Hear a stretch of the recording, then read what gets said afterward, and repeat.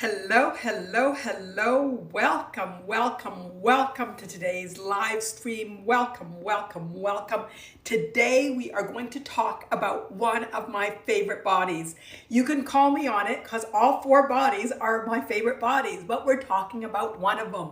We are talking about emotions. But Monica, good morning to you. Monica G, good morning.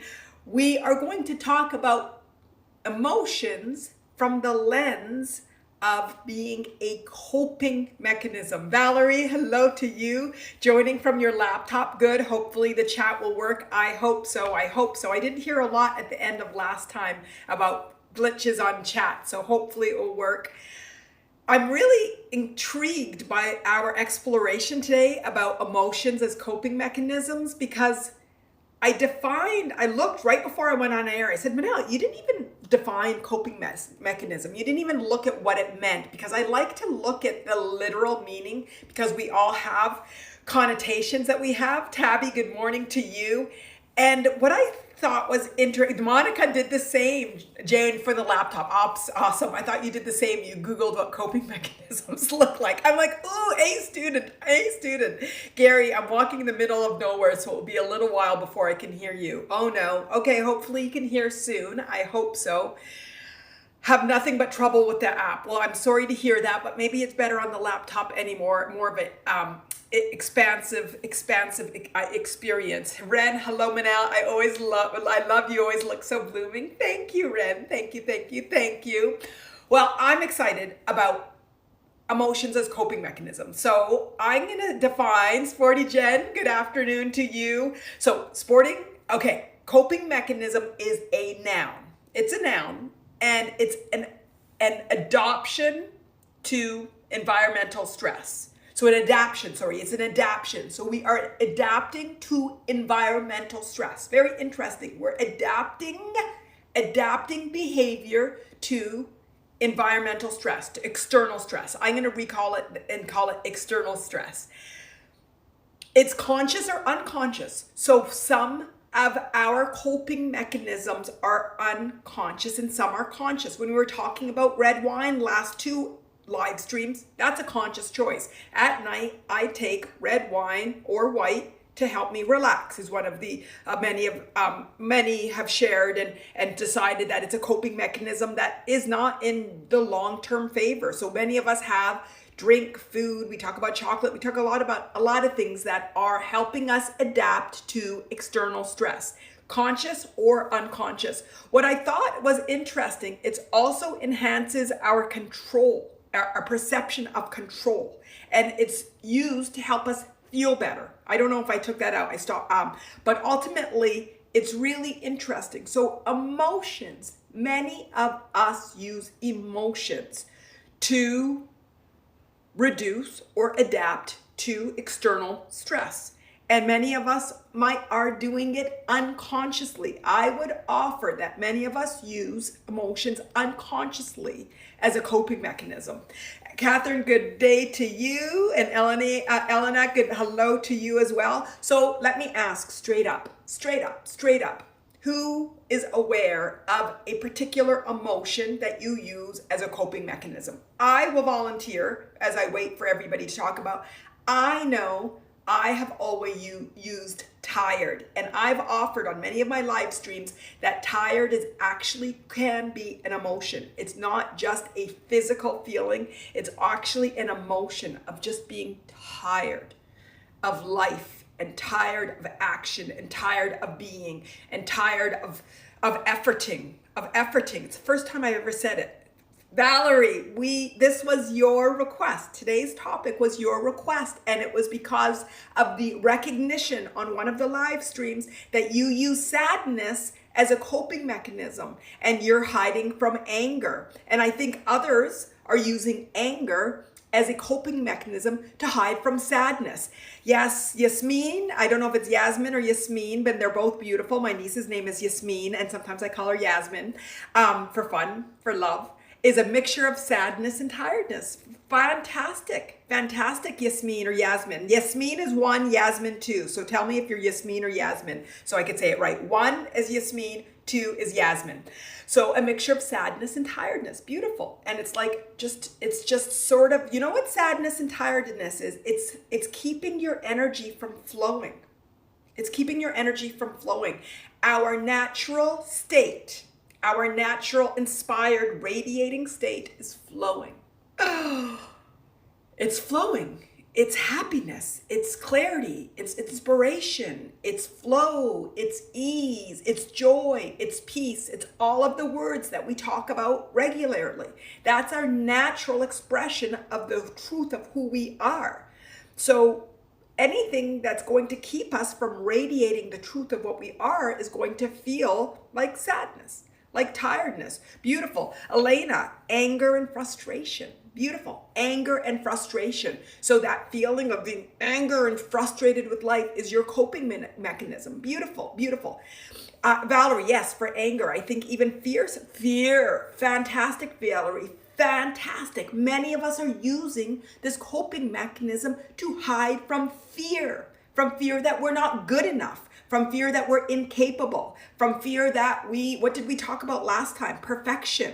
And it came back to fear, worthiness, our lack of desire to recognize our lack of worthiness keeps us angry, frustrated, sad, and tired. Did I list them all so far? Did I miss anything? Did I miss anything that we have said so far? 2, Yasmin. Beautiful, Yasmin. Thank you, thank you, thank you. And I also like it shows me the leg, Beautiful. So, okay. So I was going to ask this question. What is the external stress that we are coping for? And we sort of got to it. So what's the external stress? What is the environmental stress? What are we avoiding that we have to adapt with sadness and tiredness and anger and frustration? What is it? What is it? What is it? And I just said it, but I'm going to say it and I want us all to say it because I come back to the lowest common denominator, but we need to get there. We need to journey there and all get there so we can release. We got to release. You guys, we're 7 minutes in and we're already deep into the weeds. This is so fantastic. Is everybody with me? Give me hearts, give me words. Let me know that you're all with me and that we haven't gone too fast because we're really quickly getting to what it's all about. Valerie, I don't know what to do with anger. Fantastic. Well, guess what? I see the hearts, so thank you. This is the venue for us to discuss. This is the venue for us to discuss. I feel the emotions. The goosebumps are coming. The goosebumps are good. This is the venue for us to safely discuss. Let me ask everybody something. Is anger good or bad? Is sadness good or bad? Is tired good or bad? Is frustration good or bad? Is fear good or bad? Tell me everybody, is it good or bad? And I'm going to wait for this one. I'm not going to cheat and give you the answer. I want to hear your answers. Sometimes I ask the question and then I answer the question as I wait for you guys all to chat because I fill up the gaps and the space. But right now I'm going to fill up the space with nothing. Yasmin, neither. It depends on how much you feel the emotion. Fantastic. That's a good partial answer, Yasmin. It's a good partial answer, but I want more. Valerie, it is not bad. It just is beautiful, but anger feels bad to me. Fantastic. I believe they all have signals that some change needs to be done. Fantastic. Tabby, I think in certain situations they could be good or bad. Okay, fantastic. So I'm going to work with all of those. Those are all fantastic answers and they're all building on each other. So Valerie says it's not bad. Okay, if something's not bad, what's the opposite of not bad? What's the opposite of not bad? If it's not bad, what it is? Yasmin says it depends on how much you feel the emotion. I'm going to change that. It depends on how much you listen to the emotion. It's how much you hear the emotion. How much something today made me sad and I honored, you know what? I'm not going to hide from the emotion and pretend I'm something else. I am sad. And there was power to me honoring and recognizing my sadness. I honored that I am going to articulate this is how I'm feeling rather than pretend to be angry, disappointed, frustrated, or nonchalant about it. I was sad and I'm going to say, I am sad. I am sad. Whether or not you want to hear that I'm sad or not hear that I'm sad, I am sad. So what's the opposite? Thank you, Tabby. The opposite of bad is good. So I'm going to reword Valerie's. You all know that I cheat for you all and cheat for me and cheat for us and reword things. So Valerie said, it is not bad. I'm going to say it is good. Emotions are good. And I'm going to go to Yasmin and say, feeling an emotion is good. It just is. So the problem and the reason we've created coping mechanisms is we have labeled emotions as bad. They are good. So who wants to adopt the premise? Who wants to prop the premise? Gary, lately I've been feeling some panic and I don't know why. We are going to get to it. Today is all about emotions. And today we are going to have huge awarenesses. I've already gotten awarenesses that I have never been aware of. Already I am learning from you all and from our discussion. So today we are going to release many coping mechanisms that no longer serve us. And I guarantee you all, if you want to, it will be. It will be. It will be. So I asked a question. Who knows what the question I just asked was? I forgot the question I asked, but I know it was a really good question. So if anybody remembers the question I just asked before Gary said, lately I've been feeling some panic and don't know why. And I said, don't worry, we're going to release everything. But I asked a question before that. If anybody knows, put it in the window because I know it was a good question. Okay, so I'm not telling Gary, it's not nice. It's not nice. Be nice. Today we're going to be nice. Or if we want to calibrate to emotions being good. So, okay, yes, thank you, Valerie. Who wants to acknowledge that emotions are good? Thank you, Valerie. You're an angel. And Angie comes on. Hello, Manal and everyone. Feeling that neither happy or sad. Feeling flat, neither happy nor sad. Fantastic. We are going to recognize feeling flat is sort of like a unwillingness to allow the energy flow in either directions, which still isn't positive. So we want to move to a positive feeling. But all positive feelings are positive, but they're helping us guide towards our natural feeling of light and love and happiness. And any emotion that's anything than that is indicating a desire for something. A desire for something. For connection, for love, for feeling like you're a priority, for feeling positive, for feeling connection, for being with whatever it might be. Ren, I want to believe they're good, but so far, most times they're destructive for me. Okay, so Ren, are you willing to recognize, and everybody, that the reason that emotions are destructive is because we're not willing to see them, because we want to hide them. And because of that, we've turned around and created coping mechanisms, so putting on negative emotions to try to deal with this external stress and to adapt. And the point is, it's not about adapting behavior. It's about seeing it and understanding the signals and modifying the behavior from there. Is everybody with me? Tabby, anxiety has brought me here, crippling anxiety that I get for no reason. I feel much of the time that this is a terrible emotion when it's constant and strong. Tabby, let's be clear. All of you, let's be clear. The feeling does not feel good when we do not acknowledge why it's there. The process is to acknowledge why it's there so we can change our environment, our external situation, and then the feeling no longer needs to be there. So I'm never going to say, even though I just said anxiety and panic and everything is bad, is good. The feeling is not good, but the reason for the feeling is powerful. Does that feel better? Okay, Gary, Ren, yes, anything can bring it panic. And Ren said, yes, she also has panic. Okay, anybody that's feeling panic and anxiety, because I label it sort of the same thing. First of all, tell me if panic and anxiety are different. I want to talk about panic and anxiety right now. So we're going to take off. We all agreed that the emotions are good when we acknowledge them and that they're here to tell us something. So we all agreed. Boom. Did we agree? Is anybody wanting to have more about that? So Gary, tell me how they're different and let's talk about your panic and let's talk about anxiety. So Tabby, anxiety, I think it's your first time here. Anxiety is a fear that you're not able to recognize. Okay, when it's crippling, there's so many fears you're not willing to look in the eye and say, fear, I see you. It's the monster in the closet. It's the monster in the closet. My son only slept well when he's willing to acknowledge that he was scared of the monster in the closet. Opened up the closet, there's no monster in the closet. Oh, that's just part of my brain is making the monster in the closet. Monster in the closet, you don't exist. And he went and he looked and he acknowledged his fear of the monster in the closet. Our emotions and what are creating the panic and the anxiety is the monsters in the closet. Let's get to the monsters in the closet today. Okay? Everybody today. Today. Liz is saying good morning to everybody from Toronto, Canada, a fellow Canadian, and also always it's her and Tony, and feeling happy and grateful for experiencing another live now event created by Manal and spending part of our day with our, along with others in the community here. Thank you, Liz, and beautiful. And let's get to, Liz, we're talking about panic and anxiety.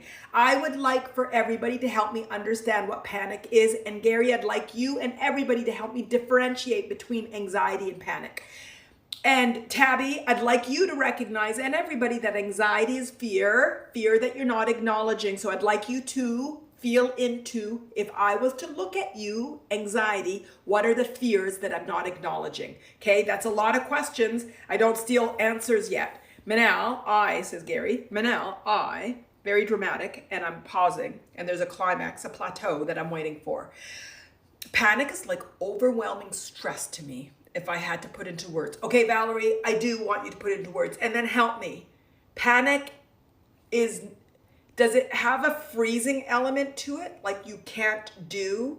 Tell me a bit more about what panic and anxiety. I want us to differentiate them as a community and to differentiate them emotionally, physically, mentally, all of the bodies. We know the egoic, the mental, the physical, the emotional. I want to distinguish between panic and anxiety. So as a community, we know how we're going to start talking about it. And I want us to then by breaking it down, it also helps us understand how to deal with what the panic is doing.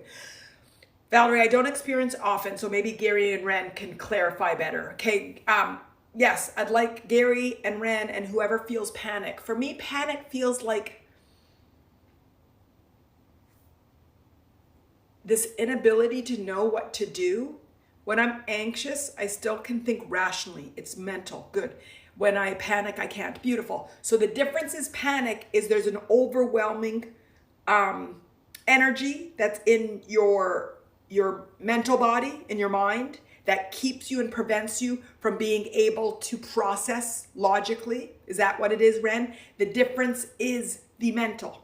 With anxiety, your mind is still racing. With panic, you're not able to process. Is that what I'm hearing, Ren? That's actually really good. Panic's like fear, but way more uncomfortable in the mind. Beautiful. So the difference between anxiety and panic is that anxiety is more in the physical body, and panic enters into the mental body. Panic also brings body sensations. Are they similar sensations or are they different sensations? Tabby, panic for me is when I get anxiety out of control. I have gotten better at my breathing, so panic isn't nearly as constantly being anxious. Panic feels like I'm just in a fog and I can't breathe, think, or reason. So panic goes at all the bodies, much more than just anxiety on its own. Panic also brings body sensations. Okay, so what I'm hearing is anxiety, we label it on the emotional and the physical, and panic comes into the mental. Is that good? Mostly heart racing and tightness. Okay, and are there similarities between what anxiety and panic feels like? Are there similarities? What are the similarities? And besides the mind, what are the differences? Panic is anxiety at its best. Elena, beautiful. And I think it's, you guys all know, I have 4 bodies that we define 4 bodies.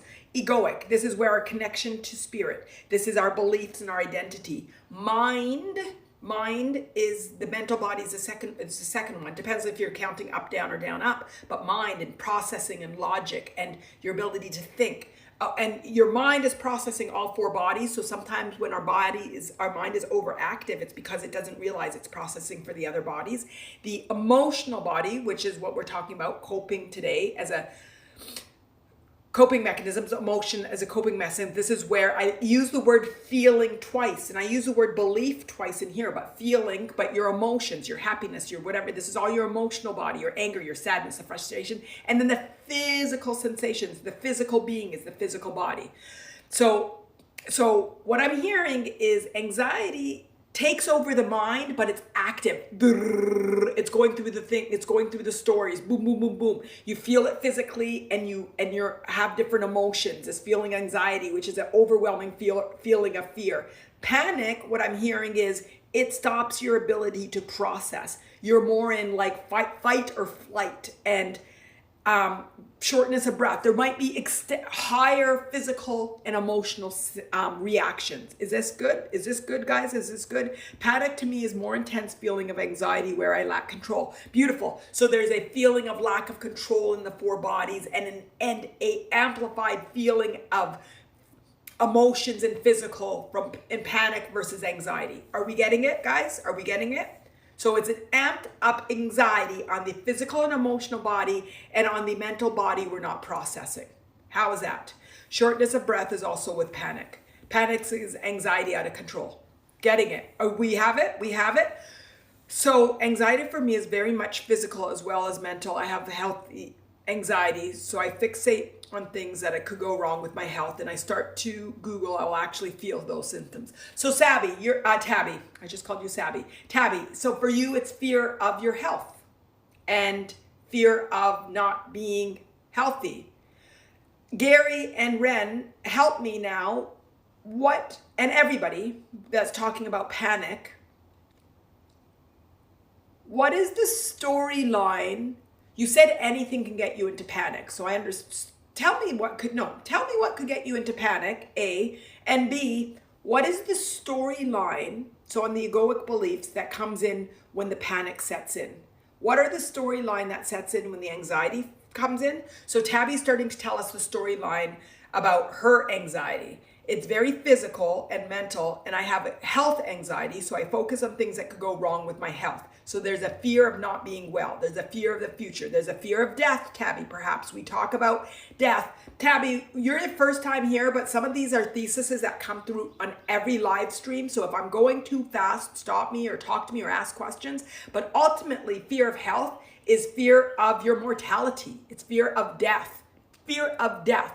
So ultimately, once you recognize, wow, a lot of the things that I fear, a lot of my anxiety is about my mortality. Yeah, I'm going to live, I'm going to die. And that's out of my control. It's also fear of being out of control. How much are you needing to be in control? So once you start to recognize, oh, I'm actually expressing fears of X, Y, and Z. I'm actually feeling out of control. I'm actually feeling fear of my mortality. That anxiety starts to subside because you start to recognize and call it what it is. Calling it what it is. How does that feel for you, Tabby? And how does that feel for everybody? Sporty Jen, that something bad is going to happen. I like that idea. Thank you. Fantastic. Fantastic. Okay, so anxiety and panic, I still want to really differentiate between it. Something's bad going to happen with anxiety and panic, or what's the difference in the beliefs with anxiety and panic? Anxious thoughts about inner fears will make you panic. So Gary, is it when your anxiety keeps going that you don't, and then you're not able to think and process anymore? Yes, this topic is haunting me. One day I think I'm totally okay with dying. Others I can't even think about. This topic is haunting me. One day I think I'm totally okay with dying. Other, I can't think about it. And Ren, that's fine. Again, what I'm going to say, my favorite, this might be one of my favorite. I said it to Yusuf, my son, the other day. It's hard till it's not. It's hard till it's not. He's trying to make some swim times, and he's like, well, it's hard. And I'm like, yeah, till it's not. And he's like, oh yeah. I said it was hard to walk until it wasn't. Hard to walk fast until it wasn't. Hard to run until it wasn't. Everything is hard until it's isn't. And together we're muscling. Together we're muscling to start to become. Me too. Most of the time I'm comfortable with death, and sometimes I wonder why I am so comfortable with death. And then one day I start to get worried about it. So it's normal. We are humans, and there is a fear to not being in control and the finality of it. It's true. It's true. We don't know when. And we love our relationships, and we love our people, and we want them with us all the time. It is natural. What we want to do is keep muscling so we can feel good. So we cannot have to adapt to external we just are adapting to life, which is external. So maybe it's not a good statement, but you guys get what I mean. Oh, I see the hearts coming. Liz. For me, panic is uncontrollable anxiety, stress, and feeling overwhelmed and taking over my mind, body, even though I'm trying to control it and take deep breaths. Okay, beautiful. So panic is, I think you guys said it from the beginning, but I understand much more. Anxiety on steroids. So do we need to deal with the panic or the anxiety? Is it a chicken and egg thing? So Gary, when you and Ren say, and anybody else that's talking about anxiety or panic, do we need to deal with the anxiety or the panic? Is the panic a consequence of undealt with anxiety, or that's what I'm hearing? So I say that anxiety is a fear that's unknown, right? I always say that anxiety is a fear that's unknown. Sounds like panic is an anxiety that's unknown, or an anxiety that's unacknowledged. So the more we're going to not acknowledge our fears, we're going to feel anxiety. And wow, you guys are amazing. And the more that we don't acknowledge our anxiety, we're going to feel panic. And then what comes after panic? Death? Death? How is that, guys? Personally, anxiety leads to panic. Beautiful. Excuse, perfect. Liz, especially when a person or people are abusing me verbally and emotionally. So Liz, perfect. That's part of a story that we can dig into. Angie, people pressuring time management, loses focus, feel panic, rush, have small accidents. Beautiful. So it's all about the external, just list going on top and on top and top. Kim, good morning, Manal and all. Good morning, Kim. I always love to see you. And Ren, Gary, it's all down to thinking, creating the scenarios in our heads. Beautiful. Panic is stronger, more imminent feeling. It involves more of the senses. Beautiful. I think I've read everything now. So Tabby, I feel panic comes from my anxiety nearly every time. All we can do, it's not add into. Okay, beautiful. So I'm not sure, because usually I don't get panic, then suddenly it's there. So Gary, you go from 0 to 1. You don't go to 0 to 0.5 to 1. You don't go from nothing to anxiety to panic. You just go from nothing to panic. Because everybody else, I'm hearing that there's this boom. There's a progression that we start with anxiety, then we don't acknowledge anxiety, and boom, we panic. Gary, you're going from I'm feeling fine, then all of a sudden I'm in panic. Or is there a small little area, time in there that you hadn't been listening to your body, and then all of a sudden overwhelms you with panic? This is important, because ultimately, could be beautiful, because ultimately, if we collectively have decided, okay, I don't really get panic. That's why I'm asking a lot of questions. I don't relate to that panic. I was thinking back of panic, and I was like, yes, in severe accidents or severe something, I can get and feel that feeling of panic. But for me, when there's that type of incident, I get so clear-minded, and my body is so aware, and I'm so hyper open, and there's such clarity. And clarity is probably not the right word, but it is. I just focus on what I need to focus on. I'm talking about irrational panic. Okay, beautiful. So if we agree, okay, guys, I need you to guide me through this. This is you guiding me through this. Is really, really important. If we can agree that what I have heard is that we start fine, something invokes our anxiety, and then all of a sudden it grows to panic, or maybe we didn't even feel that anxiety, and now all of a sudden we're in panic because something triggered our past relationship with anxiety and panic that we still haven't resolved. Is that a fair transition? Because what I'm getting to is, just like I say that anxiety is a fear that we're not willing to acknowledge, if panic is anxiety we're not willing to acknowledge, let's just keep breaking it down today to saying, what is the anxiety? What is the fear? And get to that fear and that anxiety. Does that sound fair? Ren, okay, I love that you call it to irrational panic. Why is it irrational? Talk to me about rational versus irrational panic. You guys, this is so insightful to me today. This is so amazing. Sporty Jen, sometimes there's a straight panic depending on the situation. Pressure leads to panic. So do we agree that when there's some incident, there's some trigger event, there could be something that's big, or Gary is saying sometimes it's something small that creates panic? So it's about life being overwhelmed and not knowing how to act, behave, and be in it. Is this true? Jules, yes, anxiety builds up to the extent that you actually can't think or access regular cognition very well, then the panic kicks in. Terrifying. Okay, fantastic. Jules, thank you for that too. Let's all speak now. I want right now, for everybody that deals with panic. They're similar, but panic is evil comparatively. Okay, I want everybody to write what their beliefs are about panic. How it feels, what your mind's thinking, and what your beliefs are. Let's as a group vomit out panic. Okay, this is so fantastic. I keep saying it's so fantastic because it is fantastic. This is so powerful for me. This is so powerful. Sporty Jen, perhaps it's something that is stored in our memories, so the body yes, it is, Ren. This is what I'm going to come back to coping mechanism. An adaptation, I wish I wrote that word a bit more neatly on my notebook, because every time I want to call it adoption, but it's adaptation. An adaptation to environmental stress, conscious or unconscious. Some of these are stored memories. Remember, we talk about the muscle. The muscle also works not in your favor when you have conditioned yourself to overreacting. I'm going to use it, overreacting, evilly reacting, using Gary's words, to different circumstances, to our fears and to our anxiety. And that's when we have labeled emotions as bad. And so we've got these coping mechanisms of panic that keeps us having from address the fears that we have, or the sadness or the angers or whatever it might be. That coping mechanism of panic, anxiety is like, oh my God, I can't deal with the world right now. I don't want to deal with the world. I can't deal with the world. And so I'm going to have an anxiety attack or panic attack, which allows me to get out of the world and get into my body because I'm ignoring my body. Are you all with me? Are you all with me? That's what this coping mechanism is. And I knew that when I wrote this title, Emotions as a Coping Mechanism, that it wasn't going to resonate with a lot of people, but don't get me wrong when I said I didn't care. I felt like it was important enough for us to start to see it that way. So it was important for us to establish it as that.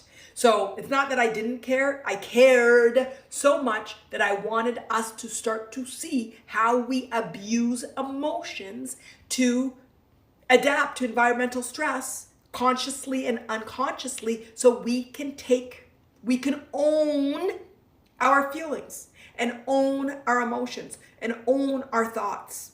Who wants to own them? Who wants to own them? Irrational, Ren, irrational. It's like I feel I'm gonna die in a moment, even though there's no danger. Beautiful. There's no danger except my racing heart that makes me think I'll die from it. Beautiful. Ren, this is beautiful. I have some thoughts. I'm gonna read some more comments and I have some thoughts. Tabby, it can be big or small. I simply get panic from knowing I have something that will make me panic. Beautiful. Nothing, it doesn't matter the size of it. I'm going into panic. Fear, feeling like you have no control. Perfect. Panic can make you hate everything. Gary, wonderful. It takes over your emotional body and it's just hate. Evil. You said evil too. I love it. That's why you love evil Manal, who's nice. Ray, panic is what happens when someone drops a grenade in your lap. Beautiful. Boom, out of control. Boom, pain, out of control, overwhelmment. Beautiful. Tabby, yes. Gary says Tabby, yes. Red, I got to the point with different story. My aunt, I got to that point with a different story. My aunt something a few years ago to tell me my mom passed away. From this day, when I see her name on my phone ringing, I get all these sensations like my brain saved. Here's a bad news coming. Beautiful. When my aunt rang, I got it now. Sporty Jen, when I'm in panic mode, I feel like time is a factor to get somewhere, to do something. It totally distracts from rational behavior. Beautiful. Manal doesn't care. Oh no, now I'm panicking. Example. Manal cares. Manal cares and loves so much. Rang me, got it, Ren. Okay, so all of us, this is amazing. Have you all felt like we've enough and we're ready to calibrate, or do you want to some more?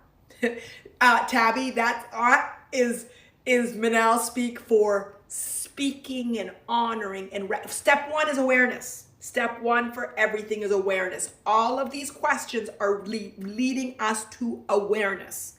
First of all, it's making us realize, oh, not just me, Gary too. Oh, Sporty Jen gets it too. Oh, Tabby, you get it. Oh, Ray, you get it. You call it a grenade. Oh my God, this is just normal. I'm human. Then we talk about the awareness in the different bodies. The egoic body, what are your beliefs about it? My beliefs is I'm going to die, even though I know. My belief is that I can't logic out of it. My mind isn't able to do anything. My emotions are feeling so overwhelmed that I just feel hatred or anger or evilness. My physical body feels, oh my God, so exhausted or so frozen or so.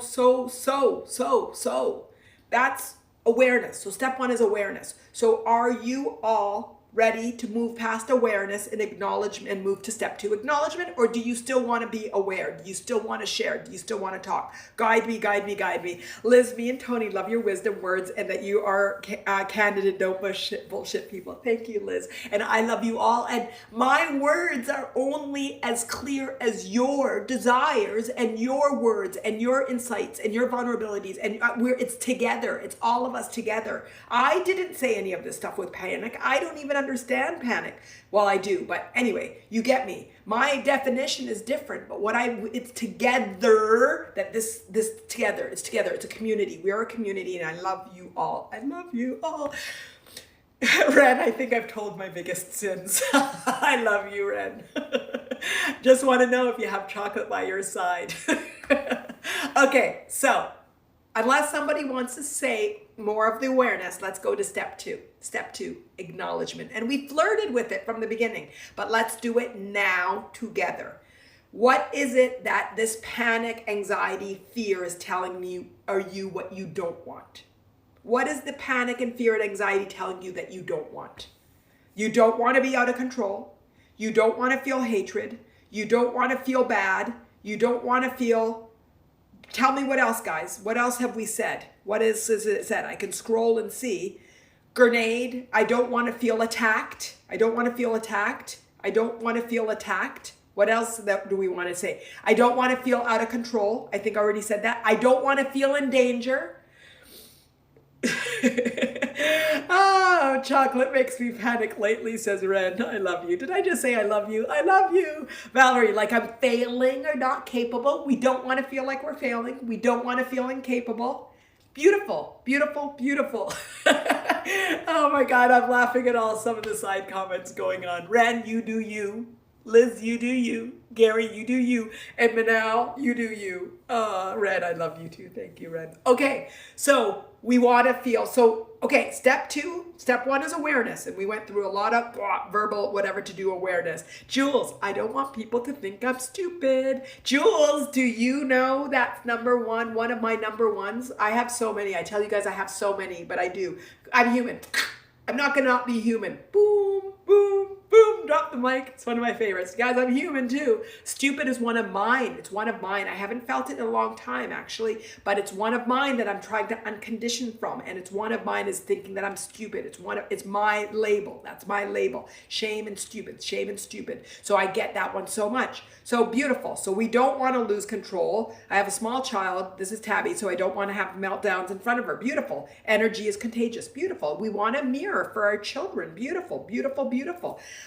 Steve, the question to me is, this is going to be so big, Steve. Happy New Year to you. I haven't seen you since the beginning. I saw your profile pic, but you haven't talked. Okay, I'm so happy you're here. The question to me is, why would it be there, panic? I mean, there's nothing wrong with it. It sucks. Not pleasant, but that's the why. That's what you're getting at right now. Yes, Steve, that's what we're going to get at. We're going through this 5 steps to get where you're at. When we acknowledge it's there for something. Right now, collectively, we have decided that fear is bad, feeling stupid is bad, feeling out of control is bad, feeling unworthy is bad, but we're not going to acknowledge it. So that fear is going to go to anxiety. And then when we're not going to acknowledge the anxiety, that anxiety is going to go to panic. So why is it happening? It's happening because we're not listening to our bodies. We're not listening to our minds. We're not listening to our feelings. We are trying to be the ostrich, hiding our heads in the sands and not acknowledging what's going on. And together, collectively, as our community, we are going to stop. Talk to the hand. Stop it. We're going to stop it. How are we going to stop it? We are going to keep talking until we want to keep talking about how it makes us feel. Makes me feel bad, makes me feel like a grenade, makes me feel evil, makes me feel tired, makes me feel frustrated, makes me feel out of control, makes me feel sad, makes me feel angry, makes me feel overwhelmed, makes me feel inhuman, makes me feel incapable, makes me feel weak, makes me feel stupid, makes me feel ashamed, makes me feel like I can't do anything in life, makes me feel like I'm a bad mom, makes me feel like I'm a bad partner, makes me feel like I'm a bad friend, makes me feel like I shouldn't be going out, makes me feel like I can't do anything. Boom. Great. How does that all make you want to feel? So step 2 is acknowledgement. These are all the things I don't desire. So what do I desire? Let's play it. What does all of this, the opposite of everything? I want to be in flow. I want to feel that I trust myself. I want to be in ease. I want to feel good. I want to love. I want clarity. I want connection. I want ease. I want abundance. I want comfort. I want security. I want stability. I want love. I want peace. I want trust.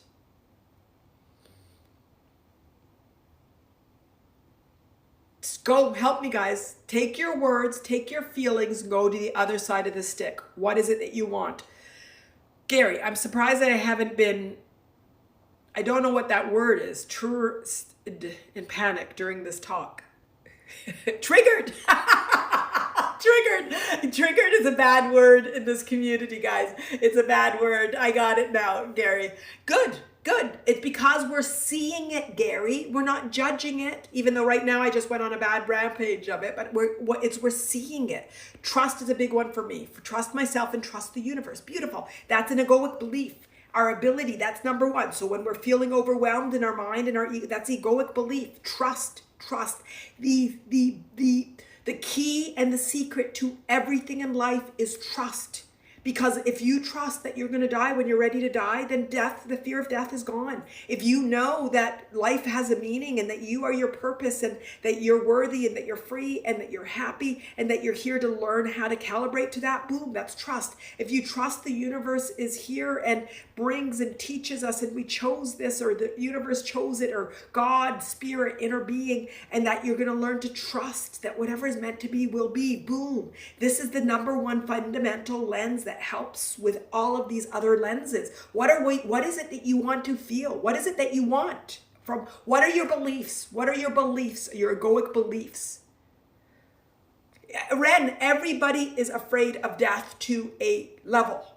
How much do you want it to affect you? I want to feel motivated to get out of bed, says Angie. Okay, we are going to be afraid of death. I don't want to die today. I don't want to die on screen today. I don't want to die tomorrow. I don't want to die in 10 years. I want to die after I've lived a full, complete life and seen my children and my grandchildren and maybe even great-grandchildren. Oh my God, that's what I want. I want to live and dream all my dreams and desires. So when I say I'm not afraid of death, I am more lens on the desire to live a full life than the fear of the death. It's the 2 ends of the stick. And when I think about death from death, yes, I fear it. But I tend to look at the lens of this is what my desires are. So Ren, I don't think really you can find anybody that can truly, honestly say from their gut that they don't fear death. Because truly, it's the biggest lack of control in life. People that are about to die actually get to this peace. But how much do you really allow it to create fear, anxiety, and panic in you because of your trust and your lens and your focus towards your desires? Gary says the devil says everyone has a fear of death. And the point isn't the fear.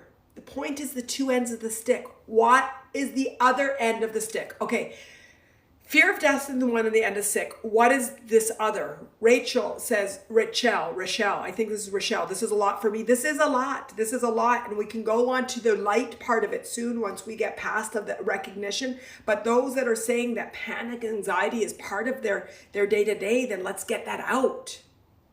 So trust is the antidote to anxiety, Elena. Yes. Yes. Coming to our egoic beliefs. Everybody, tell me, what are your beliefs about life? Do you believe that you're worthy, that you're free, and that you're loved? Do you believe this? Do you believe this? And Rochelle, tell me what's a lot for you, and tell me what you want to hear and what's feeling, where you're feeling overwhelmed. So I didn't mean to be dismissive of it. If it sounded dismissive, it didn't mean to be dismissive. But yes, it is a lot. Today's topic is a big one. Emotions as a coping mechanism. We're going boom, straight into the intensity of the importance of emotions. And we do feel anxious and panic as a community. And we don't want to do that anymore. I don't want us to do it. And to unwind from that is recognition of some of the coping mechanisms, which means an adaptation to environmental stress that we built up over years and years and years and years and years. So sometimes it's more intense. This week they have been 2 really intense live streams. Maybe next week. Next week is when we should do our laughter one, so we can get light again. Elena, yes, thank you for making this so clear and easy. That's what I want. I just want it to be clear. This is what I want. Ren just said, now I just realize it's a fear, not even so much of dying, but I've known what's after. That's what I want. I want us to have that feeling. I get the goosebumps now. I have the goosebumps. I want us to all have that awareness of like, oh, this is what I've been afraid of. It's the unknown. Gary, I'm about to cry. I'm about to cry. I want us to get to the point of like saying, oh, I'm scared of not knowing. I'm scared of not knowing. I'm scared of not knowing. Okay, so this is counting as me crying because I'm trying to hold it in, but I feel overwhelming. Like, this is amazing. I'm scared of the unknown. So Ren,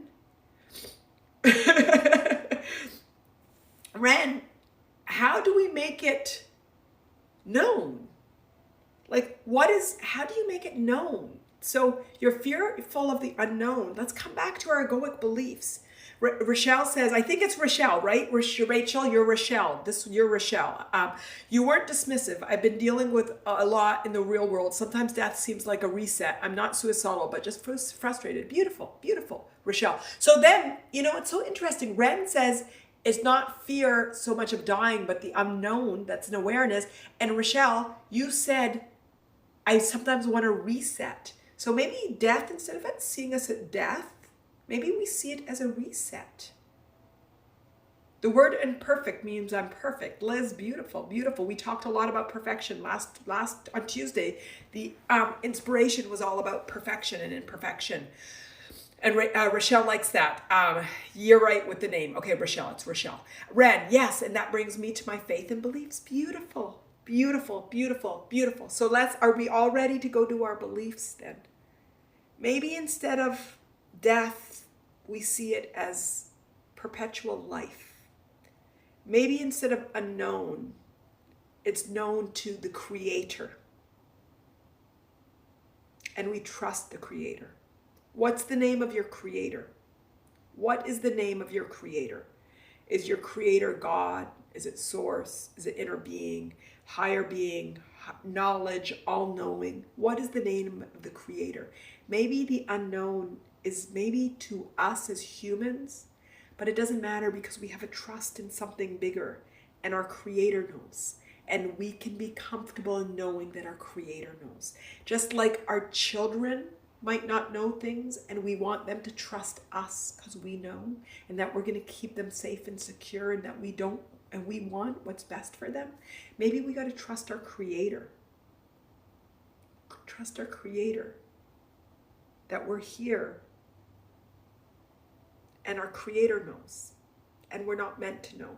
Because then our life experience would be boring, different, not as the intention is. Not what the design is.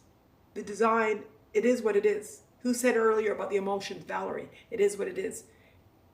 Our journey is what it is. These are the knowns. I'm going to tell you the knowns. We are human. We are human. We are human. We are worthy. We are free. We are love. We are here for a purpose. We are our purpose. We do not need to keep looking for our purpose. We are our purpose. We are born, not in our control. It's in the control of the Creator. And we will die, not in our control, in the control of the Creator. We have been given tools. We have our beliefs and our identity, and I call that our egoic beliefs. We have our mind, and it's so powerful, and we are conditioned to beat up our mind. Our minds are so powerful, so powerful. We have the most amazing, powerful minds. We beat it up. It is our tool. We have our emotions. Our emotions are powerful. We beat them up too. Our emotions are here to guide us to our truth and to our greatest desires. They are powerful.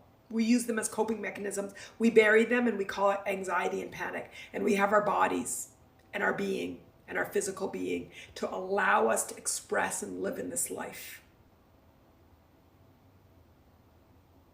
Those are the no's. Those are what I know. If anybody wants to add in what they know, go ahead and add it. I see the hearts coming. Tabby, I didn't grow up with religion or spirituality, so I'm still trying to figure this out. If I could answer this question to myself, I'd feel better. I really like spirituality over religion. Tabby, I'm going to tell you something that I've learned. Label it whatever you want. Find what feels good. Feels like truth. Truth feels good. Truth feels good. The fact that you are here and Yasmin is here, is because, Yasmin, I'm going to call you Yasmin and Yasmin like I call my niece Yasmin and Yasmin. It's okay, depending on my mood. I hope that's okay. If not okay, I'll call you Yasmin. Find out what resonates and radiates your truth. And you know truth because it feels good. If it feels bad, it's not truth. It feels bad, it is not truth. Feels good, it is truth. So find out what feels good. And the fact that you're InsightTimer, whether or not it's called spirituality or not, once you're into InsightTimer and you're going in within yourself and you're going into your body and you're going into meditation and you're exploring spirituality. Don't call it spirituality, don't call it religion, call it humanality. Who wants to help me create a new verb or noun? Religion. I don't want to create a new religion. Do not ever quote me on that. Create a new humanality. Humanality. Does that sound right, guys? Humanality. So, what feels good? And let's be true to how we feel so we can be on a journey of letting go of what doesn't serve us. And what doesn't serve us is pain and suffer and struggle and panic and anxiety. Blah, blah, blah, blah, blah, blah. And I know, I contradict myself because I'm like, emotions are good, but we want to get rid of this stuff. We want to feel good, and our emotions are here to teach us and guide us to how to feel good. Okay? Manal, do you think my inner freak/panic stirs the anxiety pot? Why so sporadically? Gary, you have spent a wonderful life of suppressing how you actually feel. I've only known you for 6 months, right? 6 months, 4 months, X number of months. And I know that you have spent your whole life suppressing how you feel and minimizing how you feel. You spent your whole life minimizing. When did it start? And making yourself not matter. And I'm going to tell you something. You matter. Your feelings matter. Your emotions matter. Your beliefs matter. Your thoughts matter. You matter. And when you make yourself not matter and not see yourself, it's going to come out in spurts. When I'm angry about something and then I don't acknowledge it, what will happen later on is I'm going to have a blah. You guys, I talked about it the other day when I got upset with my daughter and I had a blah. Because I didn't acknowledge in the moment that I wanted something and I was angry, so it came out blah. I always talk to guys emotional blah. Emotional like vomit. When you can't be grounded and say what your desires are. From a place of grounded, from a place of self-love and self-respect and honor and compassion, then it comes out with this emotional blah.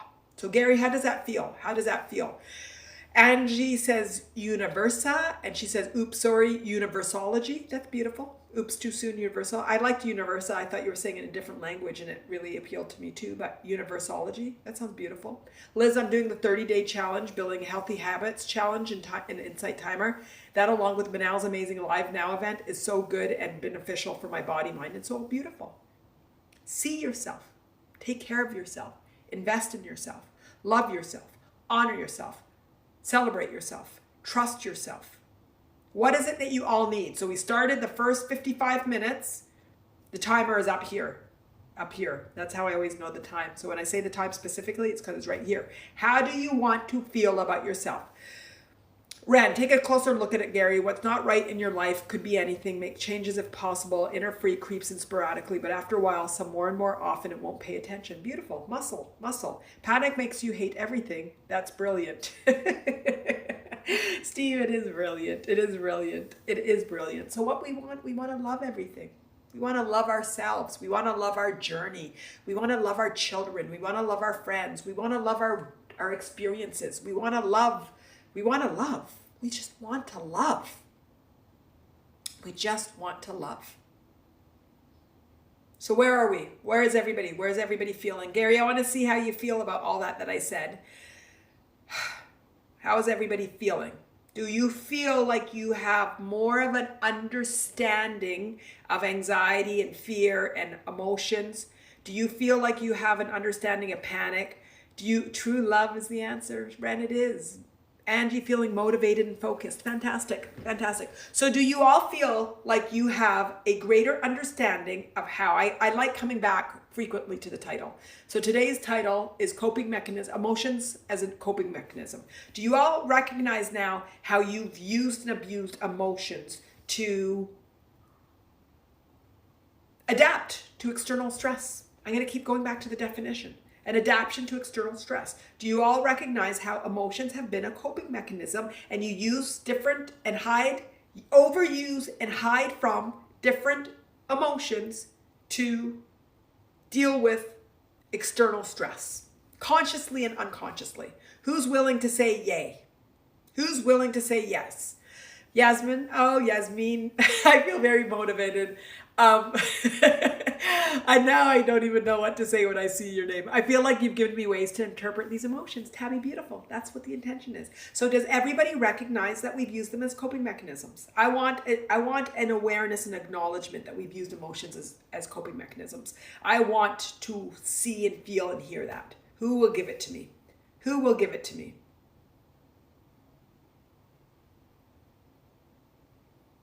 I will. Yep, we are. Red says yes, and I say I will. Anger. I suppress sadness and suppress my feeling of not being worthy. And so anger is the one that comes out for me.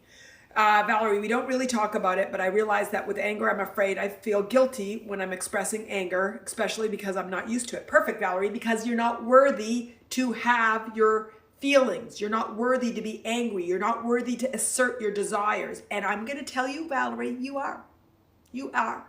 But it is a feeling of lack of worthiness to express that this does not make me happy, that this makes me angry. And so instead, you're going to suppress yourself. So are you willing to see it and then now shift it? It takes us an hour for us to see it, to be able to shift it. And it takes us being able to talk it, to bring it to the surface, to raise it. This is natural progression, natural progression. So now that we can see it in a different way. So are you ready to say, no, my anger is great. My anger is going to tell me when I'm not happy about something, and I'm going to be true to my anger. I'm going to be true. Today I was sad, and usually I would have been angry. Maybe I was a bit avoidant of my anger at the beginning, and then I said, no, I'm going to say I'm sad. I'm actually sad about it. I'm not angry about it. I'm sad about it. And maybe there's an anger that's still laced with it, but I'm sad about it. Sad about it. I'm sad. Boom. I am sad. And I know we don't like to say I am sad, but that's the bad English language. But I am feeling sad about this. This is making me feel sad. I don't even like the making me. But I'm aware of sadness, and I usually express it as anger, but I'm going to honor the sadness because I am not getting what I had desired and what I had expected. We talked about expectations the other day. It was expected.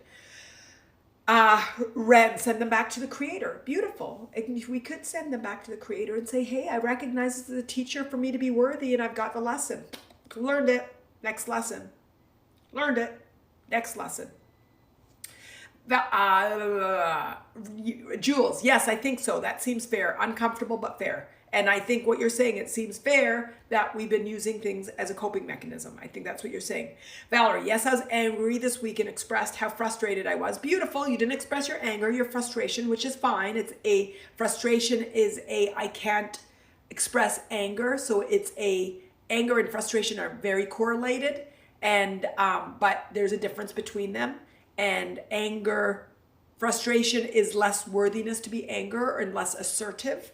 And it's internally, anger is external and frustration is internal, but it's an improvement that you're able to say that there's something I'm not happy about. It's been coming up a few times the past weeks, but it's really challenging my worthiness. Beautiful, beautiful. And I just want you to just stop in the moment. You don't have to get angry, but stop in the moment. Oh, I recognize that I'm feeling sad or frustrated. I recognize it's because I'm not willing to acknowledge my anger. I recognize I don't feel worthy to express my anger. I see that conditioning and I'm ready to break it.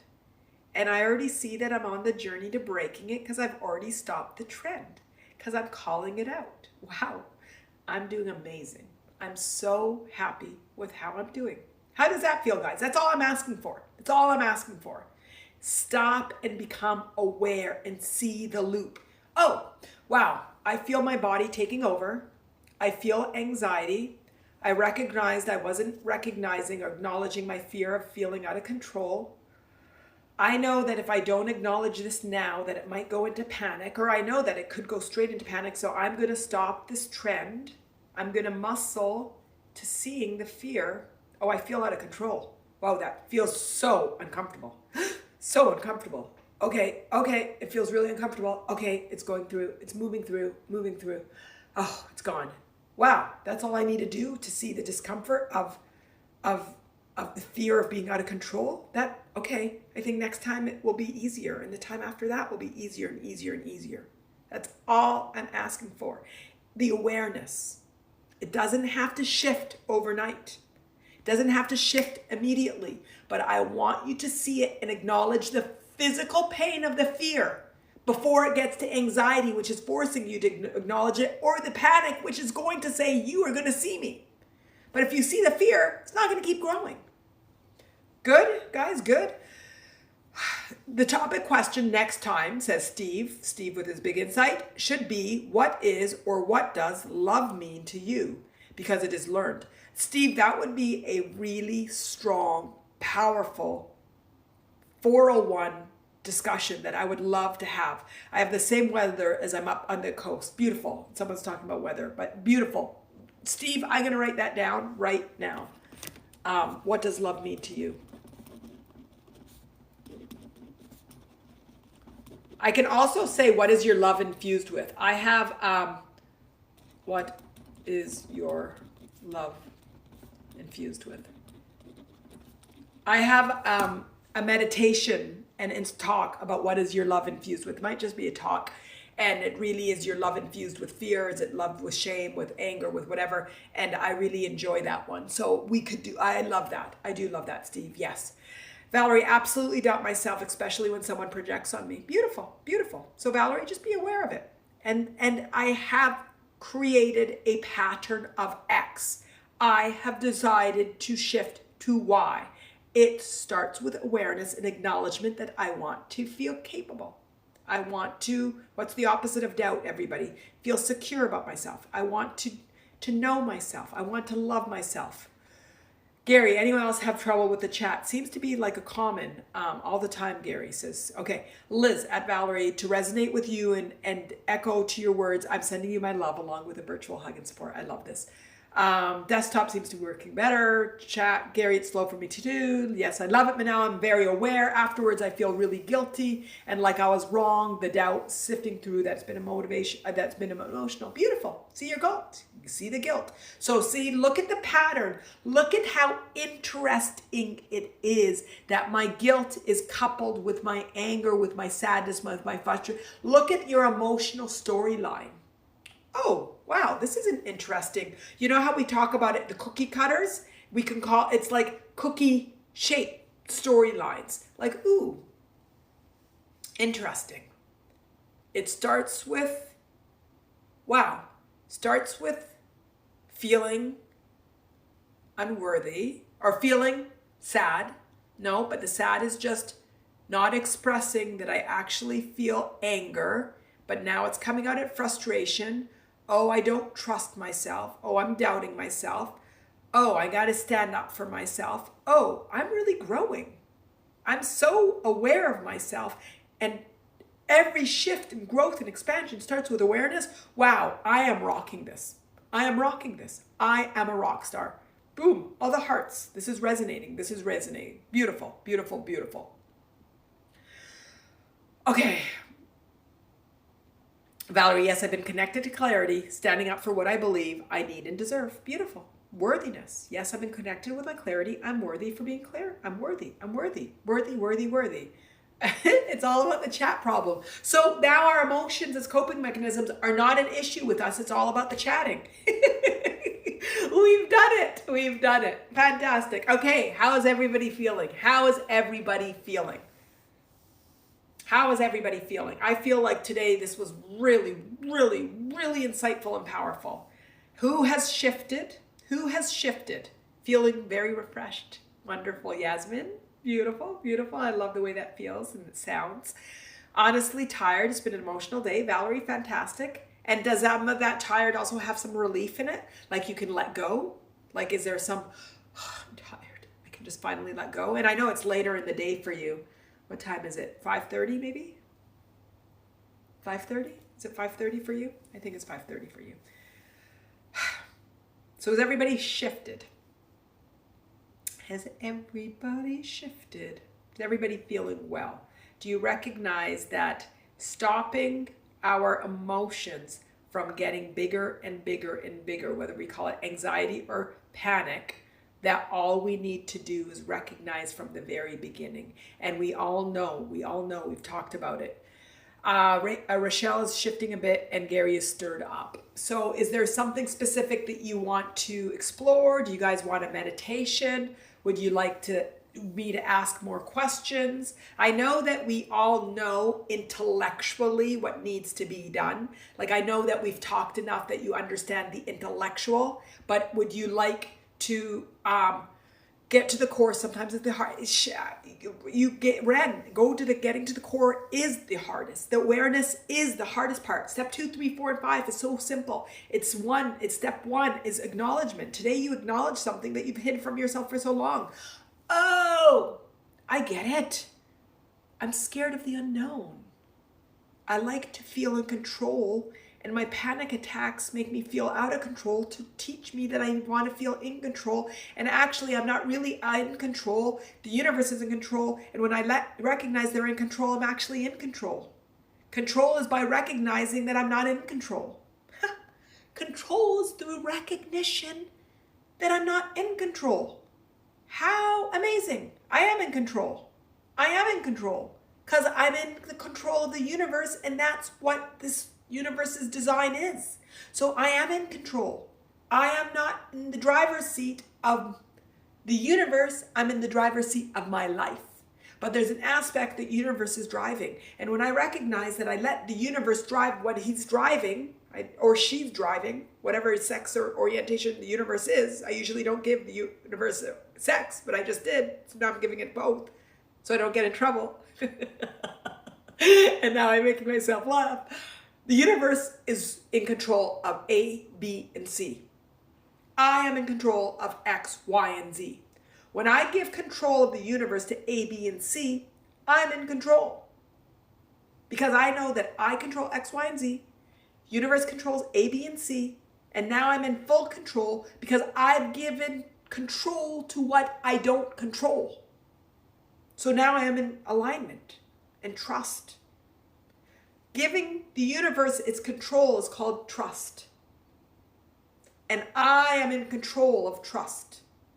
I have never said it with such clarity. Does everybody get it? Does everybody get it? Does everybody get it? We need to trust what we cannot control. We need to trust, and that's control. So we are in control because we recognize what we don't. Ren, so I need to learn how to trust the universe. Yes, you need to figure out what your spiritual beliefs are and at least trust what you can't control. Recognize what you cannot control. Gary says, does anybody here just get a panic attack, but not a full-blown attack? Gary, what does that feel like to you, and what did you just feel?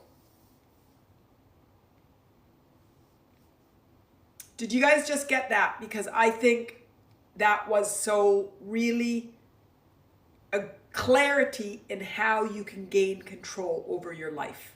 That part of what you're controlling is the recognition of what you can't control. And yes, that's me too, Jules. Okay, guys, what am I saying? What am I saying? Hard to figure out spiritual beliefs because I want to know for sure. Ren, can you honor that something that's your control as well? Is the word control setting you guys off? Talk to me. Yes, but everyone has a different definition, and there are ways in which it's expressed, and that or not. Some people connote food with love, avoidance with love. I'm not saying it's conscious. I'm saying that meaning is learned, and what is love made out of? All verbs. Beautiful. Steve, totally agree with you. That's what I call the conditioning. Yes, the freak is speaking. Sorry, late comment. No worries, Steve. I got it. And I love it. And I got it. And that's what I call conditioning. And that's what we're trying to all uncondition, to have a clean, clear love and anger and sadness, and not to have it all distorted. So, okay, guys, I think my overuse of the word control is bringing you guys to panic. Is this true? I'm going to pause. I feel like there's a lot of overwhelming feelings, and I want us to get what's going on. I get the hearts here. The hearts are coming. It's the word control. Can't control everything, Angie says, so avoid everything. Beautiful. Okay, this is wonderful. This is amazing. My overuse of the word control is sending some of you over the edge.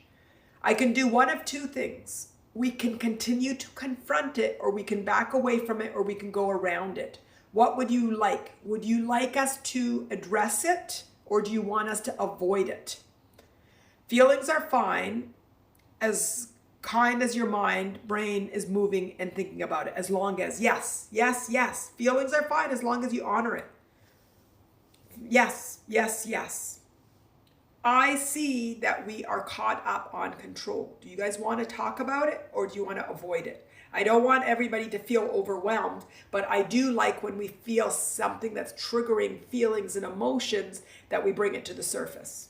So you all need to guide me. You all need to guide me. And control is one of my things. Control is one of my things too. Wanting to feel free.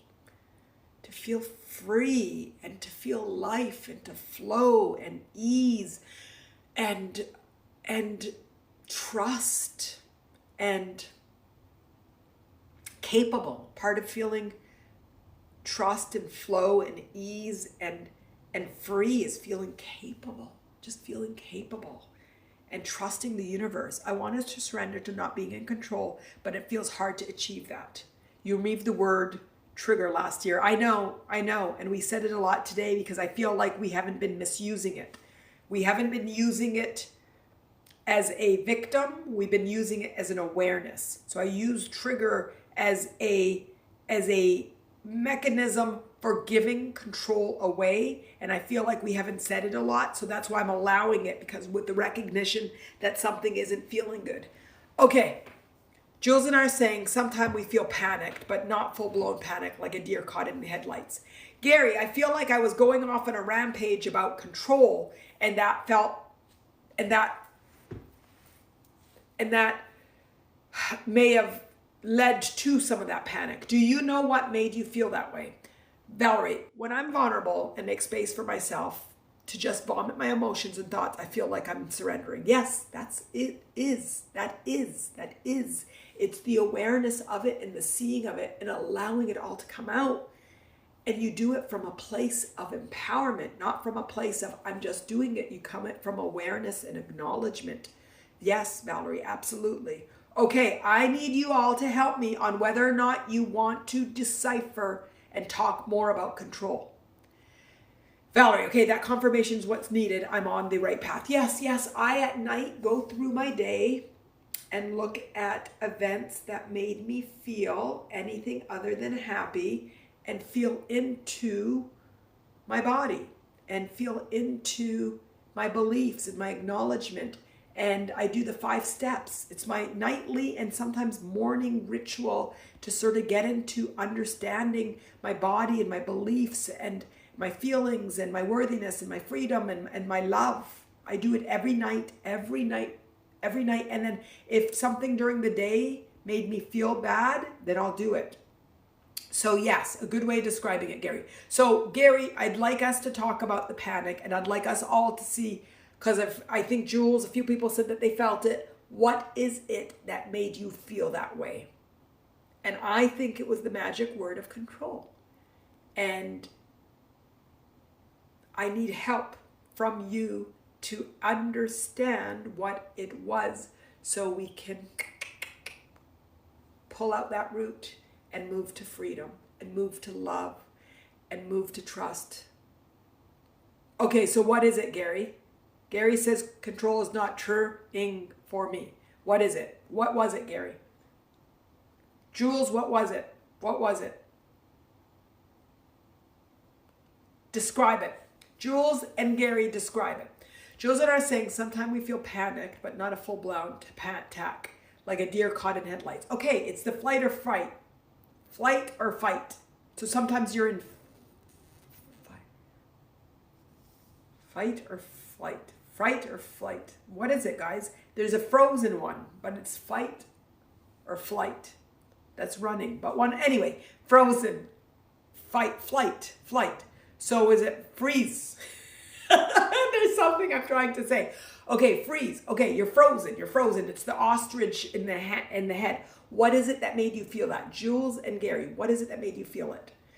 And is it self-doubt? Is it the inability to process? Is it fight, flight, freeze, fawn? Jess, I like it.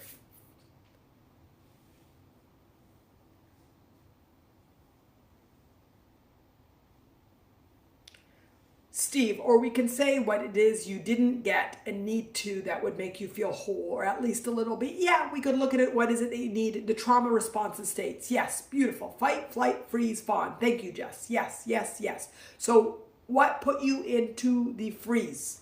What put you? I think for me it comes down to perfectionism, feeling judged, not being good enough, worthy, and yes, not trusting myself completely. Beautiful. Worthiness. What worthiness?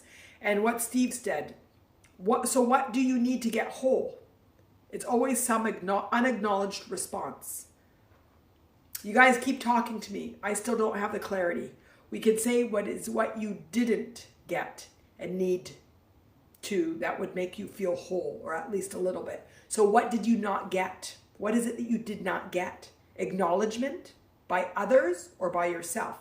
You're not seeing yourself, or others are not seeing you. That's worthiness. If you need external to see you, then that comes to what Jules is saying, worthiness. So are we coming to different distorted ways of getting to worthiness? Talk to me. Help me, guys. Help me. And does not feeling, I still feel like it has something to do with control. Does not feeling in control make you feel unworthy? Is there a relationship between worthiness and control? And maybe the control is it unworthiness. Fantastic. Gary, unworthiness. And Gary, I know you. That's hard for you to say about you because you don't even want to see that you. That's hard for you to say. Just being seen, received, held in compassion. Beautiful. Beautiful. I see you. Oh, I see you. I see you. Feel ya. I know. Hold on, my other camera is doing something funky. Sorry, guys. My other camera is doing something funky.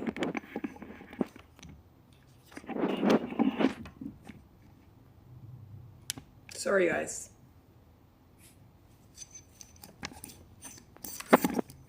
Sorry, I'm so sorry. Technical on my other camera. It's doing funny things that will affect our recordings of this. Okay, I see you, I feel you, I know and understand you, stuff like that. Beautiful. And then when we need that from external, that's worthiness. When we need that from external, that's worthiness. So did we get to it? Did we get to it, Gary and Jules and Yasmin? Did we get to it? Tabby. Yes, I don't work and my fiance does, and that is how it's been because we have kids. However, before I worked, and I know now sometimes I feel less worthy because I don't contribute financially, just in many other ways. Beautiful, beautiful. So we in society, we measure worthiness by money. That our time raising children, education, teachers are so underpaid, nurses are so underpaid. There's just different things that aren't seen as valuable. Now that's society, and that's the external environment. That's environmental stresses, that's external stresses. So we allow the external to affect how we feel internally, internal. So Jules, I need to find acceptance, inner peace, and yes, to a degree, I'm trying to control it, I'll guess, as I fear failing, messing it up. Beautiful, beautiful. Gary, wonderful. He's got it. I got it. I think you guys are getting it. There are times when our monkey mind can overtake you and drive you ape. Beautiful, beautiful. Learned and taught. I am unworthy. Yes, it's a brutal exam, but worth it. Beautiful. Just absolutely, I feel that. Beautiful. Sometimes not feeling seen makes one feel unsafe. Fantastic.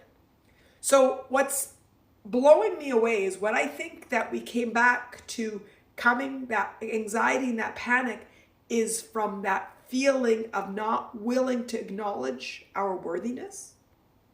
Is that what I'm hearing? Gary, I know money is not your issue. And so I know for you that your worthiness is in being seen and being honored as you as a human. So I know it's not money, but for others, particularly women that are in the role of taking care of their children. I know I experienced it when I stopped working and took care of my children, that there was an aspect of myself not identifying myself with a career, with making money, with doing a lot of things that made me feel less worthy as a being. And again, some of it is society that says, what are you doing? Are you a homemaker or do you, and there's this whole debate once you start having children about breastfeeding or formula. Do you send your kids to what school do you do? Do you work? Are you at home or do you work? And all of these different things that sort of test your identity and test your worthiness, because different camps will say this is good and this is bad. And ultimately, at the end of the day, we only have one camp, and that's camp internal. So camp external, which is coping mechanisms, adaptation to external events, have all different voices. Guns are good, guns are bad. This politically is good, this is bad. Financially this is good, this is bad. This job is good, this is bad. We've got all these different things that are good and bad, and different camps will say good and bad, good and bad, good and bad. So money is not your issue, and money is some people's issue, but everybody's is worthiness. Worthiness. And how is your lack of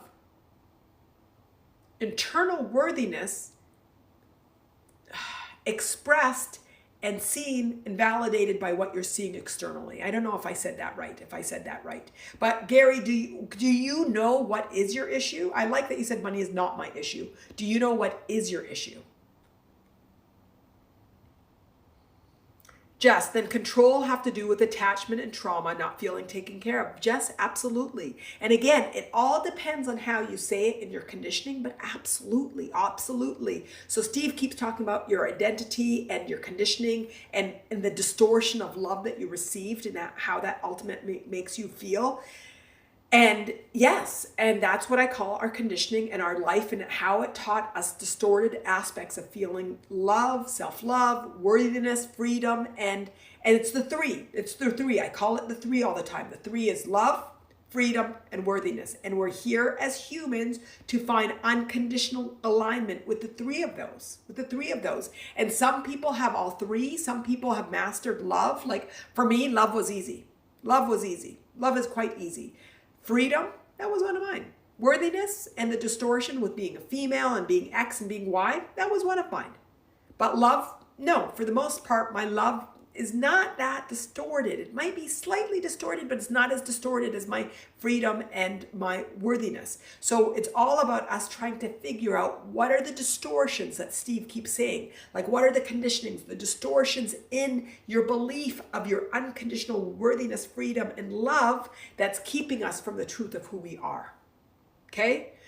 Jess continues, because if you're not worthy, then you won't be held and nurtured. Yes, Jess, you won't be held and nurtured by yourself.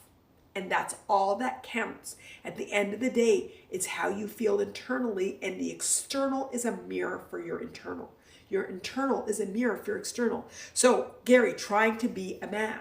Try being a man and raising 3 kids. I had to learn to be a mom too. Beautiful, Gary, beautiful. So where did that impact your worthiness? Is it what I still want you to say it's not about money, but what is the belief that you have that keeps you from being worthy? What is that belief? I'm going to keep going because you seem to be, it's there. It's at the tip of your tongue, and I want to encourage it to come out and to sort of let it out. And sort of like Valerie has said, when I just sort of go and let it all out, am I, yes, you're letting it out. You're acknowledging it. You're looking at the monkey in the, what is it called? The elephant in the room. It's not the monkey. The monkey is a different pet that does different things. He's not a pet, it's an animal. But anyway, look, what is the elephant? Where is your worthiness? Because you don't have a partner? Is that where your worthiness? I don't think it's, where is your worthiness? What is your story? Why are you not worthy? Why are you not worthy? Give me that story. How is everybody feeling? I feel like this is totally powerful. And are you shifting? Are you more uncertain? Yes, but Gary, don't think, feel. It's not thinking, it's feeling. It's not thinking, it's feeling. Feel into your unworthiness and ask yourself, what's the root of it? Everybody, and let's put it in the window. Feel into your unworthiness if you tapped into it. If you related to what Gary's talking about, and seems like everybody tap into your unworthiness if you can connect with it. Or any resistance that you connect with, you're aware of. And what is it guiding you to see? Give it to me in either way, the negative or the positive. Mine is that I'm unconditionally lovable. I don't have to be good. I don't have to be bad. I don't have to show up in a certain way that it's like my unworthiness is distorted, my feeling that I have to be good. And that good is a judgment, good or bad. Am I good or bad? So I can feel mine right now. It's this story that I have to be good from external standards, and like a good girl, that whole good girl, and that good girl syndrome is what keeps me feeling from being worthy, and that I always have to be right in terms of like I'm not doing something wrong, because otherwise it impacts my worthiness. That's my story. And I know that it comes out that I just need sometimes to be validated that what I've done is right or good, because I don't want to be bad, because I want to be worthy. That's my distorted story. How many people did that resonate with? And do you and what is your distorted story? So Steve is like, it's all distortions. It's distortions from how which I call conditioning. Angie, I feel unworthy since being out of work the past 3 months. Beautiful, Angie. So what I want you to do is see it and recognize it. You may have been avoiding recognizing it's unworthy. See it and feel it and thank it. Beautiful. Yasmin, I completely understand that and relate. Beautiful. So see that. See that. See that. I think a lot of cultures, it's in you have to be good. You have to be a good girl. You have to be good. You have to behave. You have to see what do people think? What are people going to think? And all of that reflects in the way that you behave and your worthiness of how people think. Okay, Gary, it seems that I can love everyone but myself. Beautiful. And what keeps you from loving yourself, Gary? What keeps yourself? What keeps you unworthy? Because I know that you dismiss yourself, that you don't count, and other people's problems are worth more, and your sadness doesn't count like other people's, and that you shouldn't complain. What about that? Why is that unworthiness? Go deep, go deep, go deep. Yasmin, the fear of being wrong, that I hate it. Beautiful, beautiful, that we have to be right, and that rightness is about being worthy. Beautiful. Rochelle, I was bullied as a child and had an absent spouse who just fed into that, and I'm not worthy of nice things. Beautiful, beautiful. Feel into that. And let's say that we are building the story of that it's not even the story, it's a truth that we are worthy, and that we recognize the conditioning that kept us from it. Beautiful, beautiful. Valerie, it's a story that I have to be perfect. Beautiful. We talked about perfection. Last week was perfection. Smart, intelligent, but also decision making, that I always have to prove myself, put in effort. Beautiful. Efforting, prove myself. I have to prove myself. Beautiful, beautiful, Valerie, beautiful. I don't think you can have love without respect. Beautiful. So Steve is self-respect. He wants the self-respect. I don't mean militant respect. No love from the lips to come. That might mean something, but without action means nothing. Self-respect, love, hard one for Lotta. Beautiful, Steve. It's about self-respect, that I see that I'm worthy. It's the respect. It's about worthiness. It's a derivative of the word of worthiness. So the love is unconditional, and we're unconditionally worthy, and we're unconditionally loved. Beautiful, beautiful, beautiful.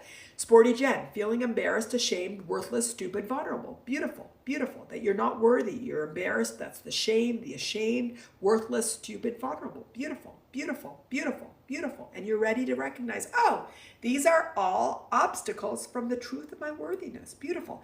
Jules, I think it's a lack of love and nurturing as a small child and some childhood trauma. Much as I knew I was loved, I was never told, etc., etc. It makes me doubt myself and lack confidence. Okay, beautiful, beautiful, Jules, beautiful. And we can give our baby, our child, that love. And it just, and you just know that what's the opposite of doubt? I asked that earlier. It's about knowing, secure, confident, worthiness, clarity. Self-doubt, the opposite of doubt is clarity. Lack of confidence is about worthiness. Jules, beautiful. That awareness is beautiful, beautiful, beautiful. And Yasmin resonates. That resonates. Andrea, hello everyone. Come up with something about being unworthy. Can't come up. Beautiful, Andrea. Beautiful, beautiful, beautiful, beautiful. Because you've done your muscle work. You've done it. Beautiful. Gary, it's probably fear of the unknown. Gary, fantastic if you've come around to that too. See the hearts. See the hearts. Fear of the unknown. So it's your fearful, being sure, beautiful. And that's why you start to have some of these health issues. It sort of pronounces that you don't know, but you're healthy and you're efforting it, but you're not seeing it. It sort of plays into that story that you have. Beautiful. And you're sure, you know, Gary, you know. I'm going to just say to you, you know. We all know. We all know. And when we're ready, it will come out, but we all know. We all know. We all know. We all know. Ren, fear of rejection. Yes, rejection hurts. And it's fearful to be waiting for it. That we're not. Even if everybody doesn't love us, they don't need to love us. Even if everybody doesn't. Being on this medium, on InsightTimer, I mean, the first few times that I got something that did not feel good, felt rejection. It felt like I'm putting myself out there. I mean, I'm really putting myself out here in a way. And then you get something, and that external mark of anything less than a 5 makes me feel like I'm not good enough and I'm being rejected. And then I realize, oh, Manal, this is part of the learning. It's not personal. And everything's not going to resonate. You know, I just want people who love me to be around me. And those that don't resonate with me, it's okay. And sometimes when people now say to me, this wasn't good, I'm saying, I'm sorry it didn't resonate with you. And maybe this, and sometimes I invite people to look for other things that might resonate with them. And then sometimes I'm like, you know, I don't think I'll resonate with you. Just go. Just go. Somebody the other day told me, one of my coaching clients, he said, people always make me happy. Either people when they're with me or when they leave me. And I thought it was so funny. I don't know if I said it right, but it really made me laugh. So I'm like, okay, I can't resonate with everybody, but those that I do resonate with and that love me, I'd like to attract them to me because I just want to love. And those that might not resonate with me, it's not personal. Doesn't resonate. So yes, the fear of rejection, it does not feel good to be rejected. It does not feel good for someone says, she spoke too much. This is a review that clearly still bothers me. She spoke too much and she's had some wisdom in there, but she just didn't get to the point. Okay, she. It is what it is. And it's the ill of me allowing that to distort my unconditional worthiness that's broken, not that somebody doesn't like something I did. I'm going to say that again. The distortion of rejection is me allowing it to feel as rejection rather than somebody's expression of their truth, and it doesn't impact my self-worth. Whether it's a partner, whether it's a friend, whether it's a loved one, or somebody that doesn't know you, their truth is their truth, and we don't have to allow it to impact our feeling of self-worth. And if it does, it radiates or reflects a self-worth that you don't have and that they're here to teach you. So I shared with a very personal example, putting myself out there, of our opportunity to grow from rejection. Because it's not rejection, it's in quotes. It's not rejection. It's a distortion. It's an expression, somebody's expression of their truth. It's an expression of truth. And I need to be grounded in my truth of my unconditional worthiness and my unconditional intention for love and healing and strength and peace and unconditional worthiness, freedom, and love. I want every single one of you, every single one of us to resonate and radiate unconditional love, freedom, and worthiness. And every action I do is towards that intention. If somebody's truth does not resonate with that, I need to be grounded in a place that it does not shake my self-worth and my intention. Okay, guys, I went off on that one. Ren, thank you for that. Tabby, you resonated with me, Manal. I'll be back, but I have to go for now. Thank you for today. Love you, Tabby, and I'm so glad you're here. Christine, thank you, Manal. Wonderful. Rochelle, I think that's Rachel now, and that was Rochelle before. Love that, love, beautiful. Ren, that's why we avoid so often. We won't risk it in case of rejection because I'm not feeling good enough. Ren, beautiful. And if we recognize that fear,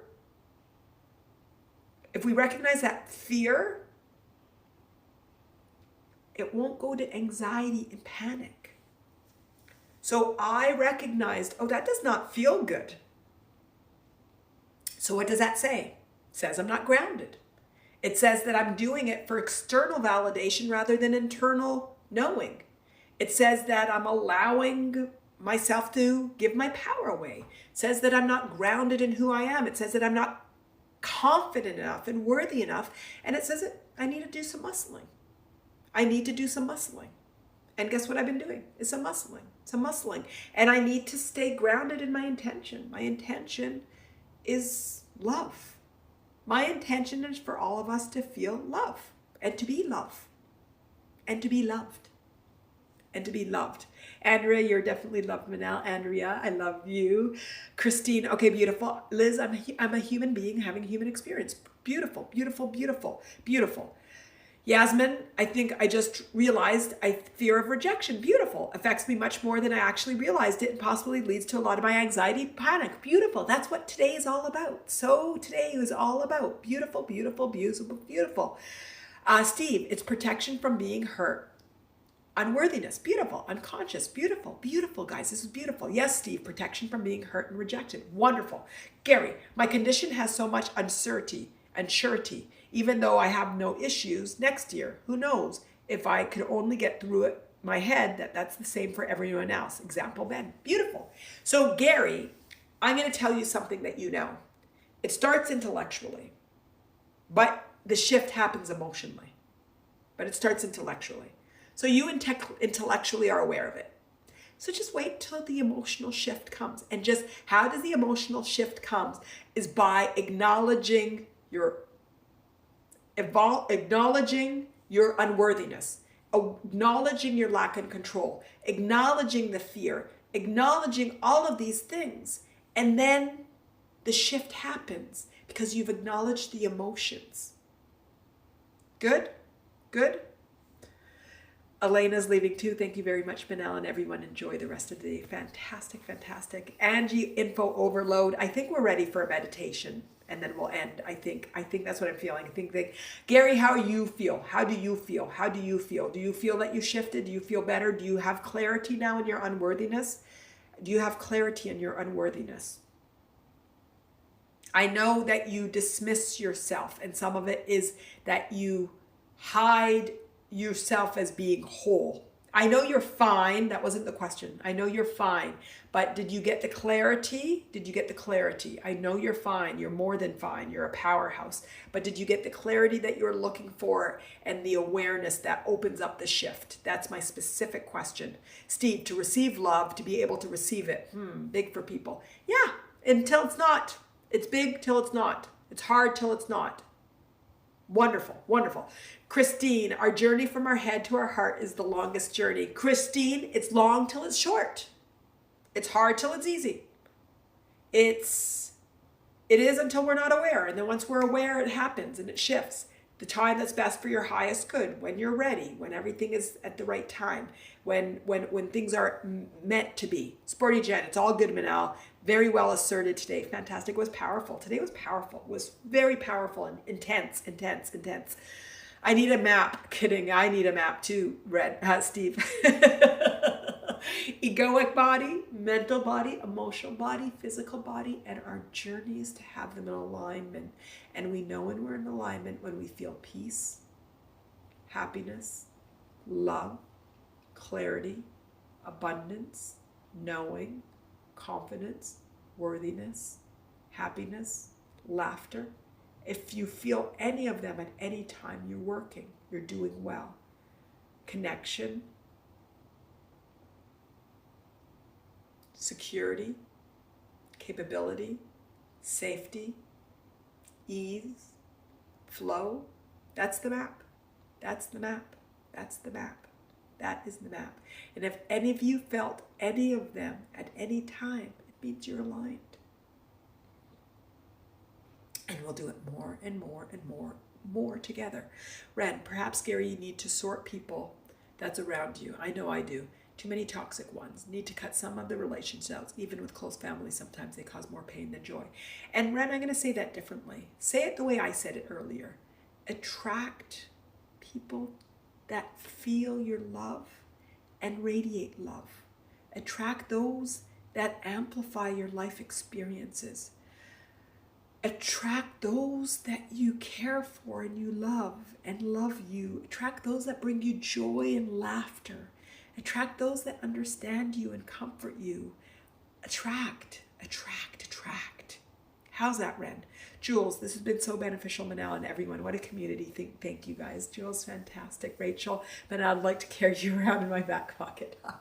Oh, my goodness. Well, I'm always there on InsightTimer and my other stuff. Gary, Andrea, it's your day to make Manal laugh during meditation. Are you guys ready? Gary, you need to tell me if you shifted and if you got some awareness to shift. Jules, haha, me too. Rachel, I think we should make a Manal doll. Oh my God.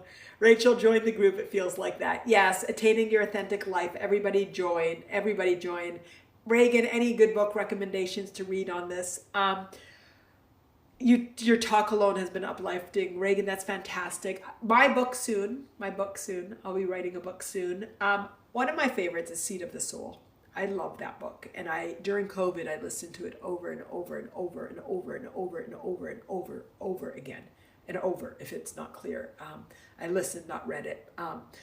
Ren, yes, need to get out of comfort zone in order to do this. Yes, we do need to get out of our comfort zone. And get out of our comfort zone of using emotions as coping mechanisms and to get into comfort zone of comfort and real happiness and love. That's what we need to get into.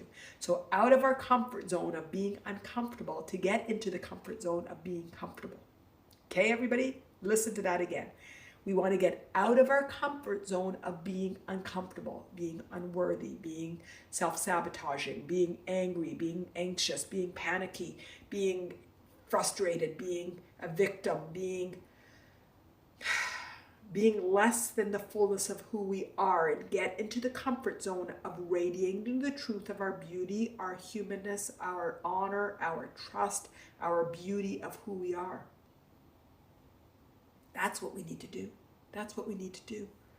Rochelle, I was taking a walk while listening. This has been amazing. Fantastic. Yeah, Rachel came on and then I had to slow down and remember who was who, but I got it now. I got it. Angie, please, could you type book into chat? Thanks. Seat of the Soul. Join our group, Attaining the Life You Desire. Is that what it's called, guys? By Manal? Or Attaining Your Authentic Life. My wires are crossing. Attaining Your Authentic. Is that what it's called, guys? I think that's what it's called.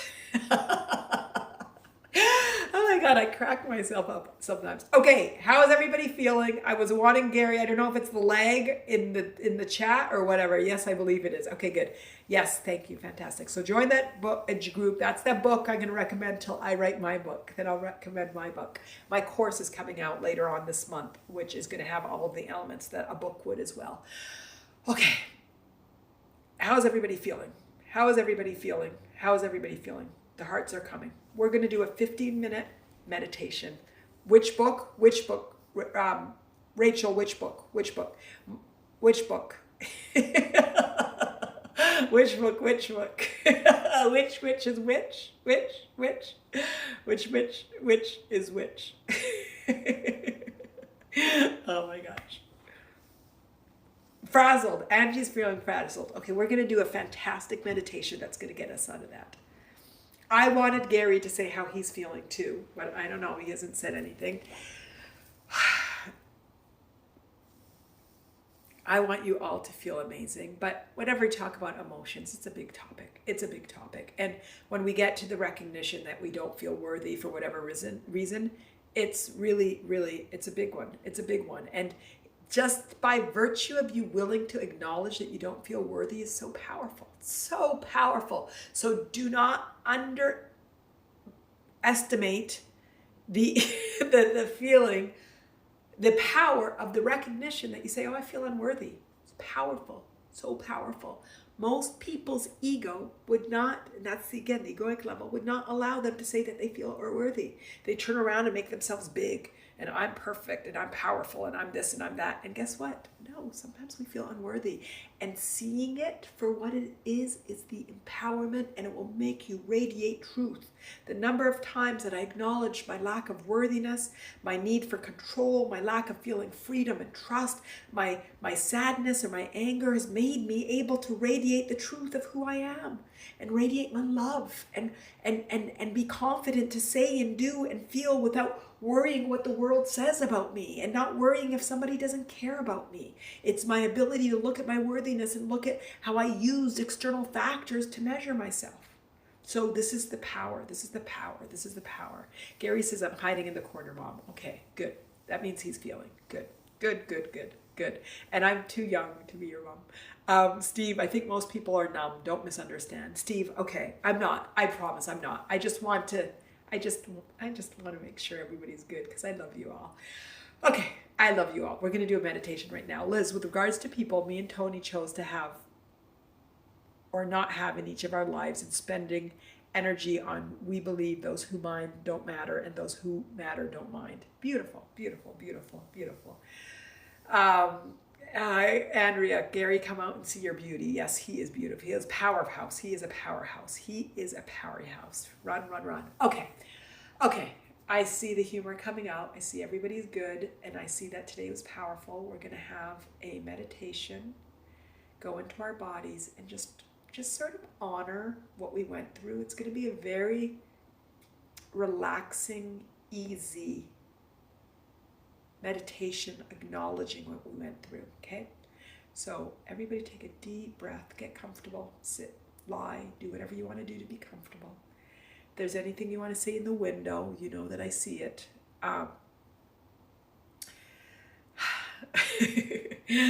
Oh my God, Ashley, I love you, Manam, and I love all of you here. Fantastic. Is that Manam? I like Manam. Rain, perfect cleanse, beautiful. Manal, Ashley, I love you. I wasn't sure if it was on purpose because you stuck a mom in there or not, but it's good. I think you're young. I might be your, I don't know why I think you're young, but anyway, I wonder if I'm old enough to be your mom, but I know, Gary, I'm not. Okay, everybody take a deep breath in. Just indulge in the gap.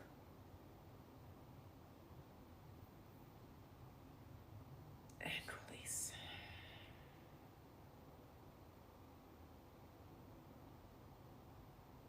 Take a second deep breath in. Definitely not old enough to be Ashley, your mom, but I could be your sister. Take a deep breath in.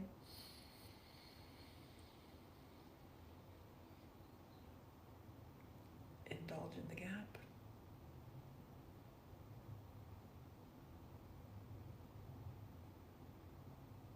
And release.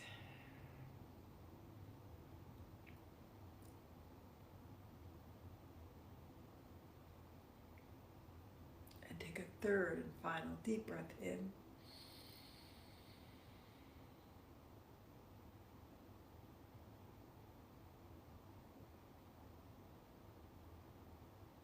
And release. Today was absolutely powerful in our willingness to acknowledge our emotional body.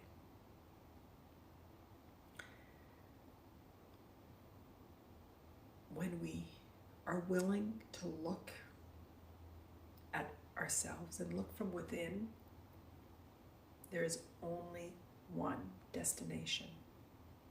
And that's alignment with our truth, and alignment with our power, and alignment with everything that we are. Emotions are powerful. And when we learn to honor them and see them and celebrate them and recognize them, their power becomes both less powerful and more powerful. Less powerful that they don't need to be so intense for us to learn from them. A small incremental change in feeling can help us orient towards our truth in such big ways.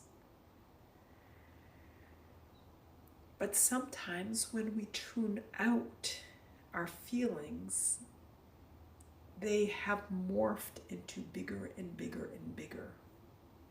And wherever we are on that journey, it doesn't matter. What matters is that we're here and we're together. And we have the knowledge, the desire, and the capability of orienting and creating and manifesting and living the life that we desire. Ultimately, we all desire the same thing. We might say it differently, but I'm going to say it in many words. We desire peace, love, clarity, flow, abundance, security, safety, creativity, capability, bliss, joy, integrity, truth, clarity, truth, trust, knowing, We desire alignment.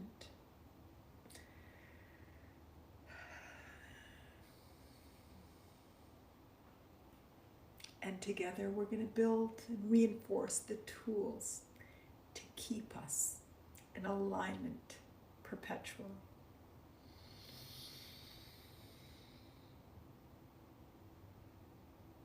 At this point, just go into your body.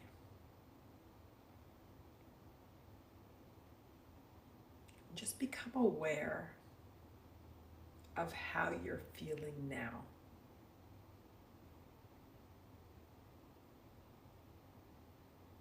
Be aware of tightness, numbness, resistance of any form. And just see it from the lens that's it is a gift. It is a gift. It is a powerful gift that has led you to here and to now. It is a gift to guide you to recognizing that life has in store for it, in store for you, more and more and more and more. And that more is alignment and clarity and love and laughter and happiness. Look at that resistance and love it. If there's an ailment that you have, love it. If there's a fear that you have, love it. Recognize that it is what led you to this moment, and in this moment you are recognized that you are empowered to have any and all of your desires. To be happy, to live life from a place of grounding and peace, laughter and love and connection, to attract all of the goodness and peace and ease that exists in this world. You are worthy. You are worthy that today you recognize with such clarity that you are worthy. And there may be something that keeps you conditioning from always aligning and recognizing and calibrating to that worthiness, but that's part of the love that you have for life. The recognition that it's here to guide you to recognize that you are unconditionally worthy. Doesn't matter. Doesn't matter what the world says. Doesn't matter what the bank account says, what the finances says, what the job says, what the people say, what the TV says. You are worthy. We are here on this human journey to reorient to our unconditional worthiness. You are free. There is no control. You are free to believe, to think, to feel, to be. You are free. And we've locked ourselves into feeling control as a way of coping with life. And now we know it's not needed. We can calibrate to unconditional freedom. We are free. And collectively we have this amazing community to connect with, to love with, to grow with, to expand with, to understand, to see, to gain our clarity, to orient to our worthiness and to our freedom. And you are love, anger, sadness, frustration. It's all there in our body, and thank it and love it because it is guiding you and guiding me to our unconditional love. See yourself and see your body and see your mind for the power it is. honor yourself for where you are now. Honor your journey for what it has been. It's exactly as it's meant to be. You are exactly where you're meant to be. You are beautiful. You are amazing. You are powerful. You are love. You are light. You are worthy. You are free. And together we're going to begin to align and orient to these truths with confidence, with clarity, with knowing, with loving, with laughter, with care, with humor, with connection, with ease, with abundance. Life can be easy. It can be gentle. It can be loving. It can be caring. And together we're going to get rid of any of the distortions and live life from that lens. So love on all of the resistance that you see in your body, and love it and love it and love it and love it and love it until you can take a deep breath and just let it go. Let go of all of the resistance. Resistance in your head. Take a deep breath and just let it go. Resistance in your throat. You can speak your truth. You are free to sing your truth. You are free to express. You are free to be. Take a deep breath in and just let out any resistance. Feel your body, your chest, your abdomen connect with any resistance. On your back, your spine, your shoulders, your arms, just see the resistance and realize it's a gift. It has been a gift. It helps us understand our desires. See it from a different lens.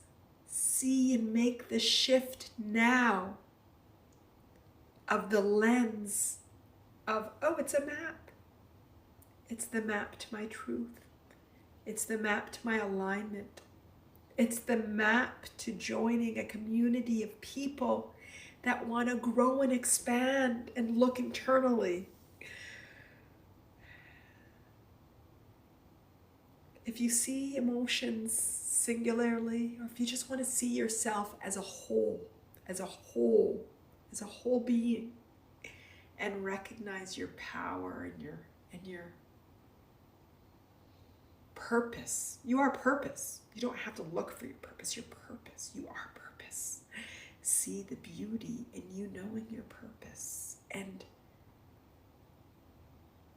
choosing to shift resistance as a whole and singularly into the tool towards alignment. Take another deep breath and let go of all resistance, all stories. From this point on, let's make the intention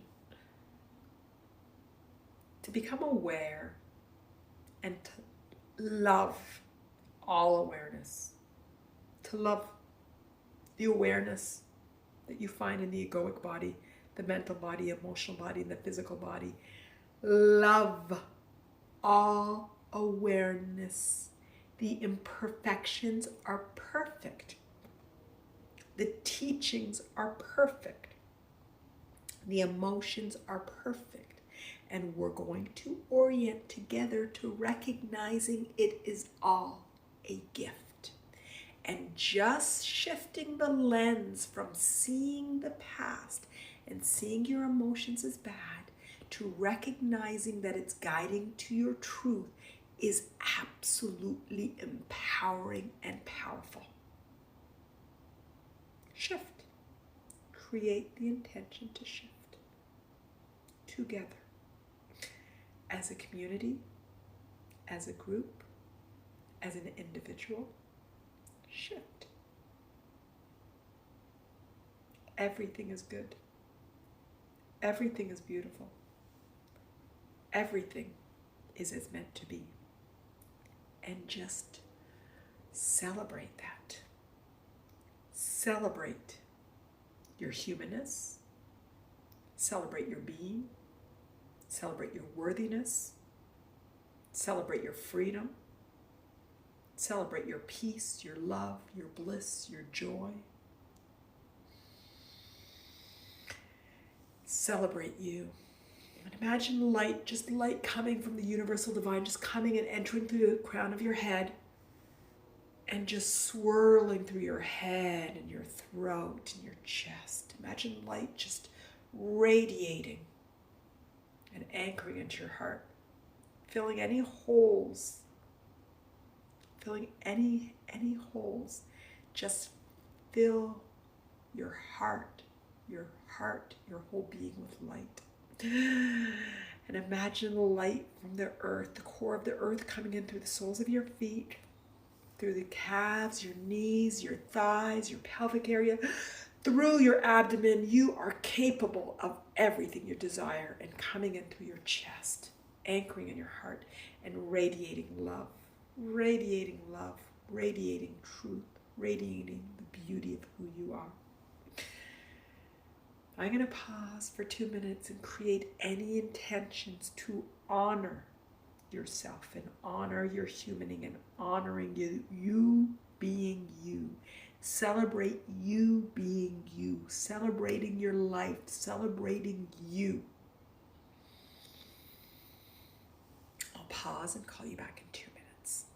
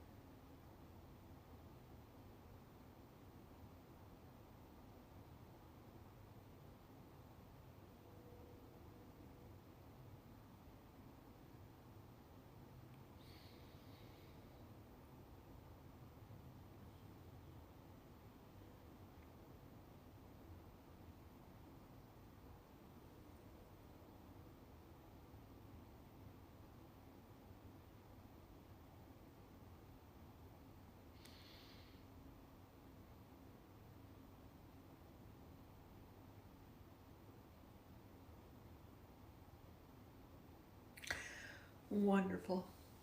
And at this point, I'm going to count to 5. At 3, open your eyes and let me know how you're feeling. 1, 2, 3. Open your eyes and join me back in the virtual room. 4 and 5. Okay, everybody, talk to me. How are you feeling?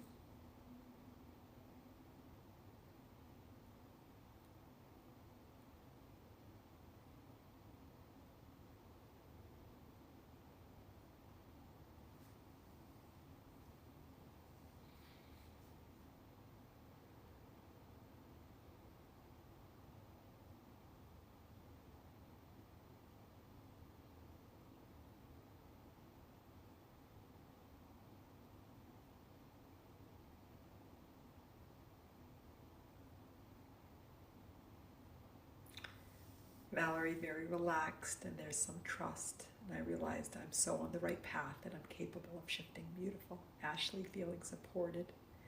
Liz says celebrate being you. Beautiful. Gary was talking about his emotion, the demons, and Ren says let them run, Gary. Give them a hug. See them. They'll lose their power over you. Beautiful. Liz is sending love and peace and music and dancing, just like Elaine on Seinfeld. I love Seinfeld, singing joy and laughter. Beautiful. Rachel, I feel blank and clear. Good. Rachel, I prefer clear than blank. Blank sort of feels dead. Clear feels good. Clear is good. Clarity, peaceful. Is it blank? Is it negative or is it positive? Tell me more if it's positive or negative. I like clear. I like, because clear is like clarity. I like peaceful. I like ease. I like reset.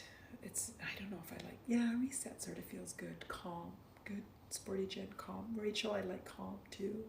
Natural, good. No thoughts are feeling calm. Good. I like that better. Good, good, good. Andrea, thank you for your powerful reminder of our true essence. Beautiful. So well said, Andrea. Valerie, Gary, don't forget how powerful and capable you are. Yes, he is. We all are. You all are. Yes, we all are. We all are. Amazing.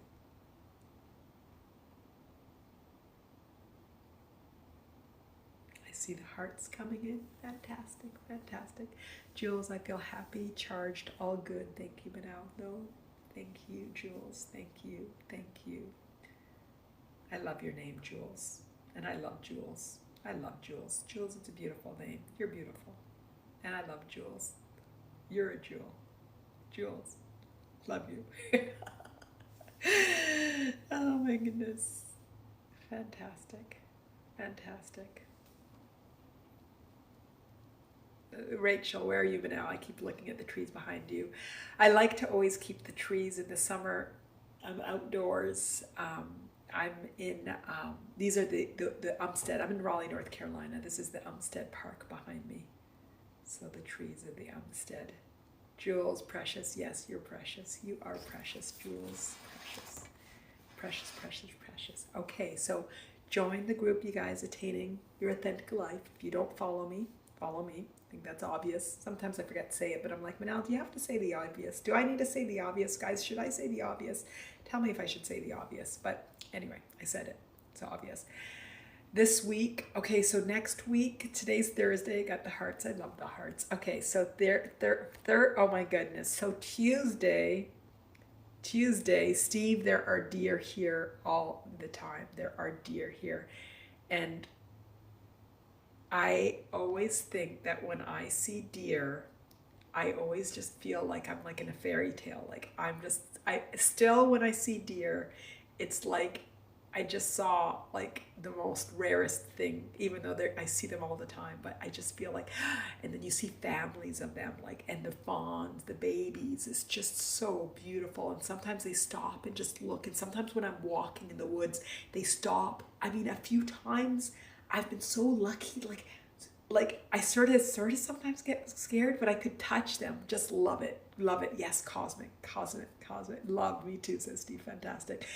Andrea, yes, say the obvious. The group has amazing meditations. Fantastic. So follow me if you don't follow me.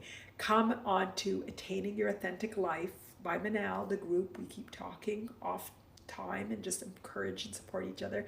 Valerie, oh my God, yes, I rarely see them in the forest. I live nearby and it's magic. Oh my God, it's so magical, so magical. And the roads leading to our house, you got to drive 25 miles per hour. Some places at 35. And I just find it just so therapeutic, and I've learned to just drive, and I don't need to get home or leave too quickly, just honor. And that's something I try. You guys know I'm teaching my son to drive. It's like, it's okay, slow down. There's deers, there's dogs, there's people. Just enjoy this therapeutic road to home. So anyway, I love it. I do love it. Okay, so next week at 10 a.m. I'm sorry, Andrea. I had done, it's 10 a.m. I'll start to push things more later in the afternoon, but 10 o'clock, fear of failure. But they're always all recorded. Do you think this is, Gary, this has been so heavy. I think so too. Ren, yes, you should come to Dublin. So in Phoenix, park your In Phoenix Park, you can feed them. They're not afraid. Oh my God, of humans. Oh my God, Ren, that would be just a dream come true. I would just so love them. I love them. They're so beautiful and powerful and strong, strong, strong. Gary, Steve, that's a really good question. Steve, as if I'm surprised, Steve always has the biggest insight and wisdom and meaning. And I'm like, so Steve, that's a good question. Heavy good or heavy bad? Gary, well, I'm just saying, I said it's a good question. I'm just laughing because it may have sounded a bit sarcastic, but I didn't mean like it's sort of like, yeah, that's a good question. Sometimes I'm scared the way I say things doesn't come out. So then I turn around and say, well, I hope it didn't come out this way. Okay. I'm sensitive to making sure that my good intentions is what comes out. And then sometimes I hear that there is a distortion in the way I said things. And I want to make sure that the distortion isn't misunderstood. Okay. Because it's a medium. There's mediums that are between us. Heavy is good, man, or it could be overwhelming. I think it's a great question. Is it Gary, is it heavy good or heavy bad? So next week we have another big one. Oh my God, I did not know that we had a week of good ones, big ones, but I didn't know that perfection last week was going to be so big.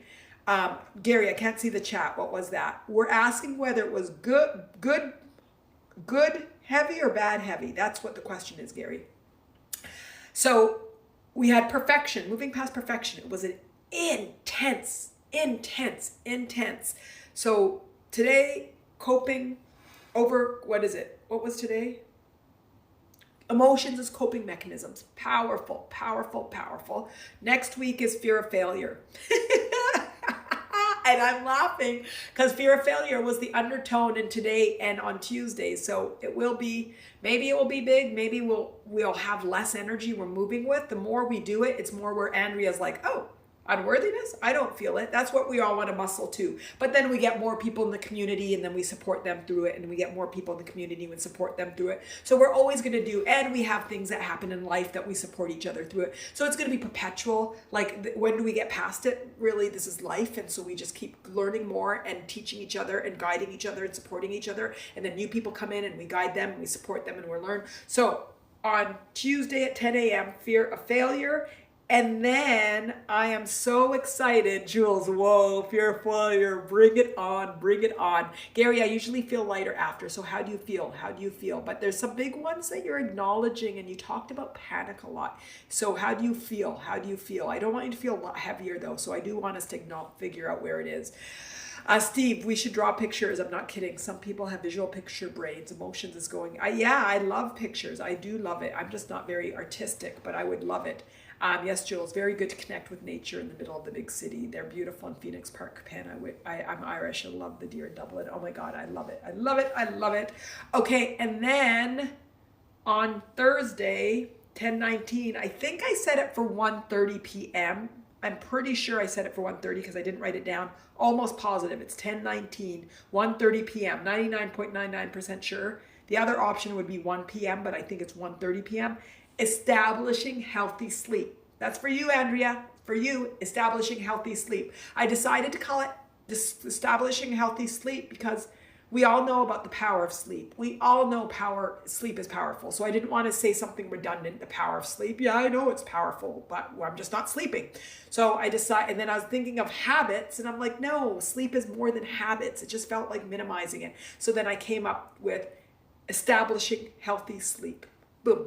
That's it. So we're going to talk about what keeps us on the 4 bodies, egoic body, mental body, emotional body, and physical body, what's keeping us from sleep. I think it's going to be fantastic. So next week, Thursday, 1:30 Eastern, Steve, carry it, walk with it. Gary, walk with it. Observe how you're observing. Gary, I wish you could be just the varying subjects. At least I'm not feeling panicked. Gary, though, how do you feel? We can shake it off in a second if you just tell me how you feel. Andrea, haha, yes, need the sleep one for sure. Good. It's good. It's not just for you, it's for all of us. And actually, I have been blessed with always having strong beliefs, thoughts about sleep. And it's going to start with there. We're going to talk about it on the egoic and on the mind level. And then we're going to talk about it on the emotional, physical level. We're going to talk about all 4 levels. Rachel, yes. Are your recordings on YouTube? Yes, they are all. And some of them are uploaded on InsightTimer. That's why I had to sort of muddle my hand with my camera there. It just did this like distorted shift. It was like all of a sudden it's looking 180 degrees off. And I don't know if it's straight on me right now. It's right now like a bit off, but anyway, it's fine. So the answer is yes. This one is one that I will be watching again a few times for the insight. You guys really inspired me to understand fear, anxiety, and panic, and I love the relationship between it, so it was really powerful for me. So yes, absolutely yes, yes, yes, yes, yes. Gary, and it will be the topic of my newsletter, Panic and Anxiety. I think it's a really good one. Gary, if you share, I don't know if it's you delaying. I love the hearts, the hearts, the hearts. They make me warm, they heart, because sometimes I like to know that you're there and I'm not just talking to a camera. The words feel well too. They're just a little heavy, not horrible, not joyful. Okay, Gary, let's do it now. Where are you feeling heavy? Where are you feeling heavy? Quick, boom, boom, boom. It's okay to feel confused. It's okay. That's what today's meditation was all about, trying to honor the resistance. Honor it. I'm like, there's nothing wrong with it. Let's just honor it. That's what today was all about. I said, I'm not going to go into stories and where did this come from and what are we worthy and what does it mean? No, today it's all about honoring. That's what emotions, its coping mechanism is. The reason we use it to cope is because we're not honoring it, and we are going to honor our emotional bodies. We're going to honor it. Gary, where are you feeling heavy? Gary, I don't know if it's delayed because of our Wi-Fi's or what, but I want to know where you're feeling a little heavy, and you made me sing it. I'm going to go into a musical. Like right now, it's going to be a musical rendition of Alive with Manal. I need to have an intro music and like an outro music and like sort of get my theme song. It could be from starting the day panicked. Okay, so you started the day panicked. So why did you start the day panicked? Gary, why did you start the day panicked? Valerie, oh, I'm seated for Manal's musical. Oh my goodness. I have a dear friend that's musical and used to be in musicals, and I made the mistake of saying that I want to learn how to sing, and he's like, yes, this is going to be, and I'm like, oh my God, I should not have said anything. I should not have said anything. Gary, why did you start the day panicked? And after today, can we shift the way? You need a catchphrase, Manal. I do. Oh no, what have I done exactly, Valerie? What is it? Watch the movie, the Holidar theme songs, great movie. Okay, I'll write it. What it's holiday.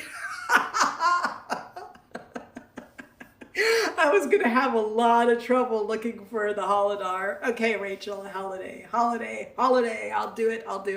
The catchphrase should be something with in the now. Ooh, I like it. Cameron Diaz. You know what? Somebody else was talking. Okay, Cameron Diaz. It's unloaded grief. Grief is love, unexpressed. That's all it is.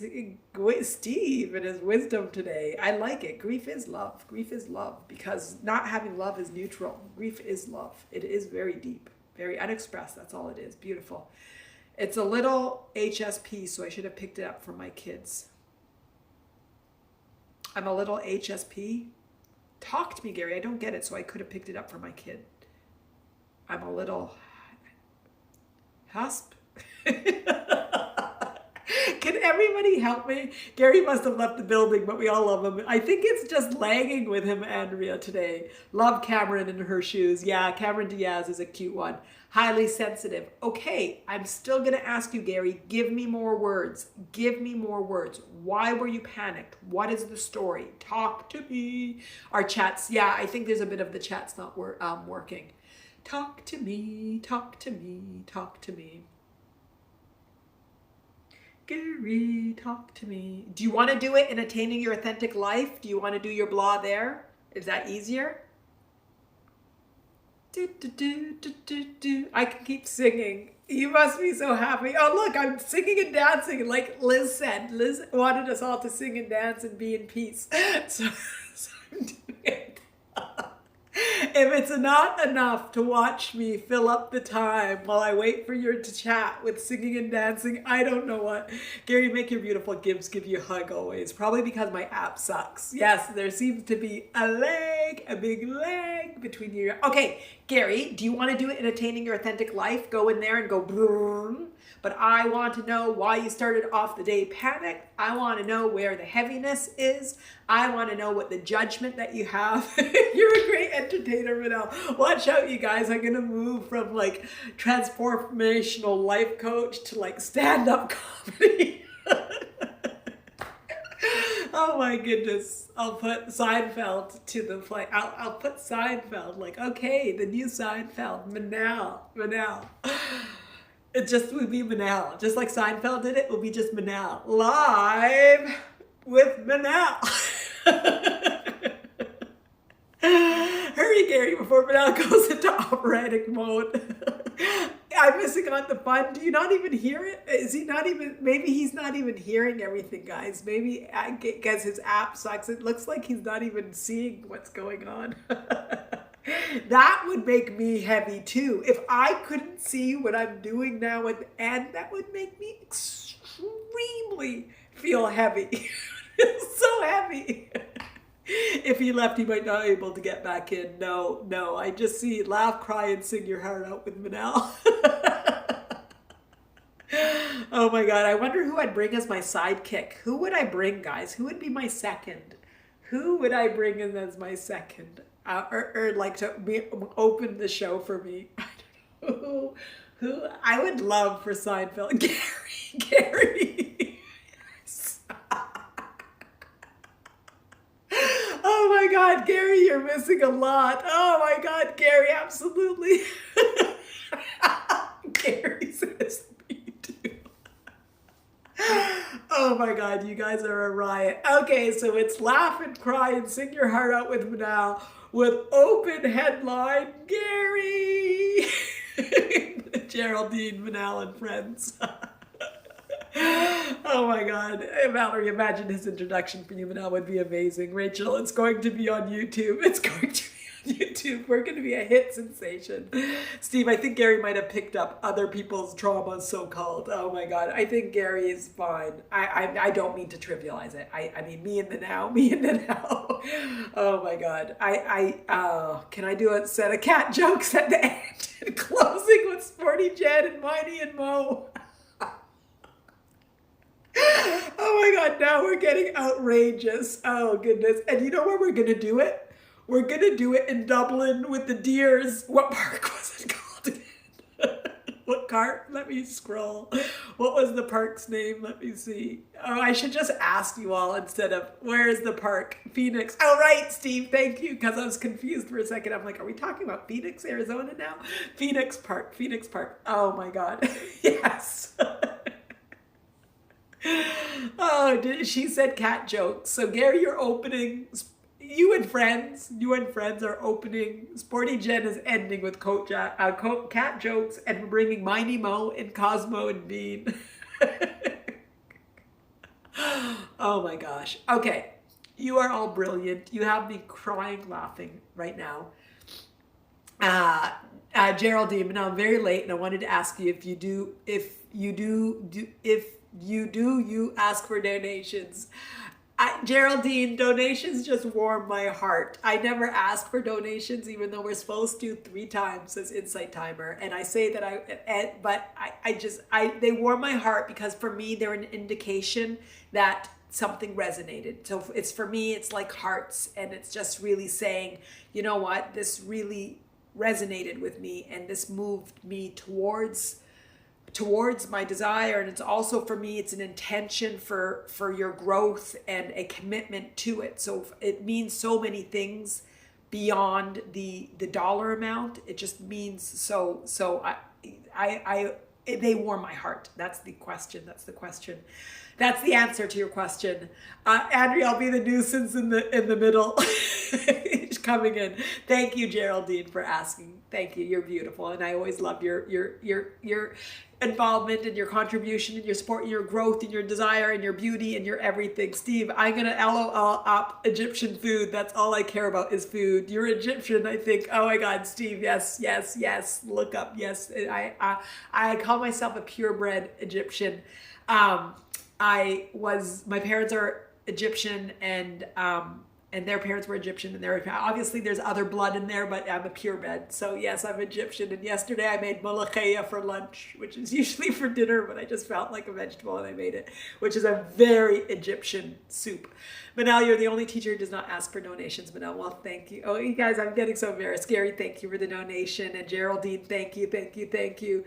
My bloody donation button is messed up. I'll work on it. Don't worry. Thank you, Andrea. Thank you, thank you, thank you. For me, it really is an indication for your desire and your commitment to your growth, and that what I did was what we did, not what I did, but our expression together resulted in your growth and your recognition that there was a shift and a growth and an expansion.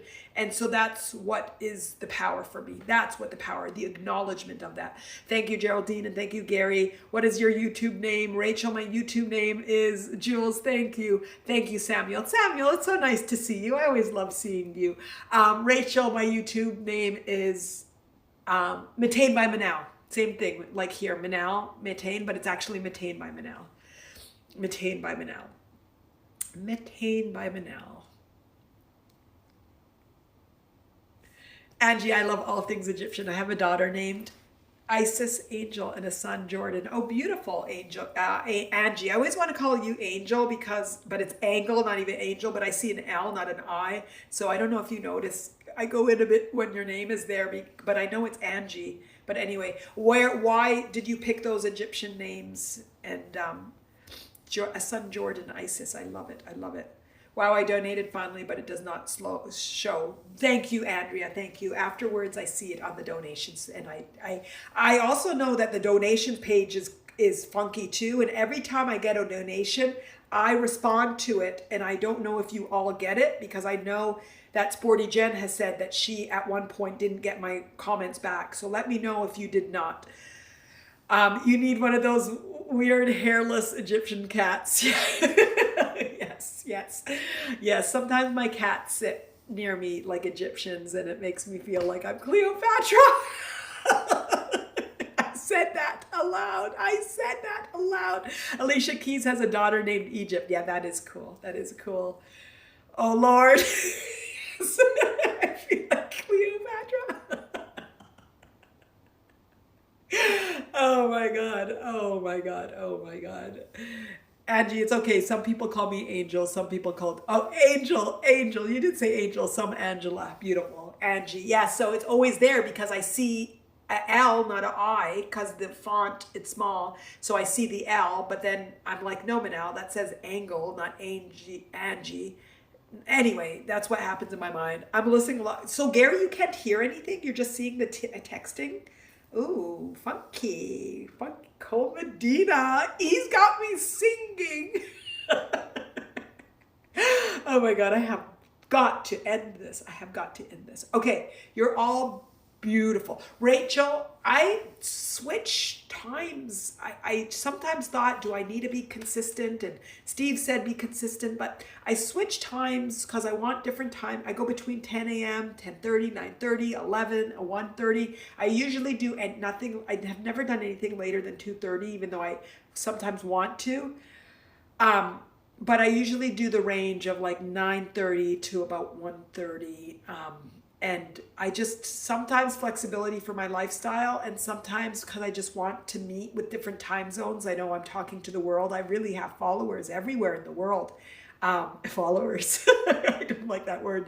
Everywhere in the world. So sometimes I'm like, well, 9 a.m. might be too early for West Coast. And when I'm later, it's good for New Zealand and Hawaii and Australia and Europe. So anyway, I try to move it around to try to give movement to everybody, but I haven't done an evening one yet, but I think I might next week actually. Does that help, Rachel? Sporty Jen just thought of a joke, Manal. What do you call an Egyptian cat? What do you call an Egyptian cat? I don't know. I don't know. I don't even know where to go with it. Cleopatra. Cleopatra. Oh my God, so funny. Steve says meow. Oh gosh, Steve, she launched 1,000 ships with her beauty, Cleopatra. Oh my God, are you laughing to say that I'm not beautiful? Is that what the laughter is that I'm comparing to? Late night with Manal. Rachel, sometimes I can find times online. Why not always? If you follow me, they're always under there. Late night. Rachel, where are you again? The branch Manalians. Oh my God. Oh my gosh. Where are you, Rachel? Oh my God. Cleopatra. Cleopatra. Michigan. So Michigan, I should always be good time with you. Michigan, we're aligned on time zone. Why is it late night with Manal if you're in Michigan? I'm in Raleigh. Oh, you're saying if I do a late night. EST, I just don't know when. Yeah, if you follow me, you'll find where, right guys? Those, how do you know, or if you're doing Attain Your Authentic Life, I try to list it. How do you guys know what time I'm doing it? How do you know? Steve, no, it's the story myth or something. She was beautiful, they say. Yes, she was beautiful. She was supposed to be very beautiful. No, I was just making a joke when you go, oh, okay, Rachel. Okay. Yes. Late night with Manal. Okay, we'll try to do a late night with Manal. I'm always so scared I'll be too tired. Steve, it says the time on the calendar. So because you follow me, it's on there? Or when you follow it, like how do you know when I am? I go to your profile to find out your session. Yeah, okay. I log into InsightTimer and I find you. Okay, fantastic. I try to also list it in the group, but I actually don't think did I list this one? No, I did yesterday. I think I reminded everybody that this is on.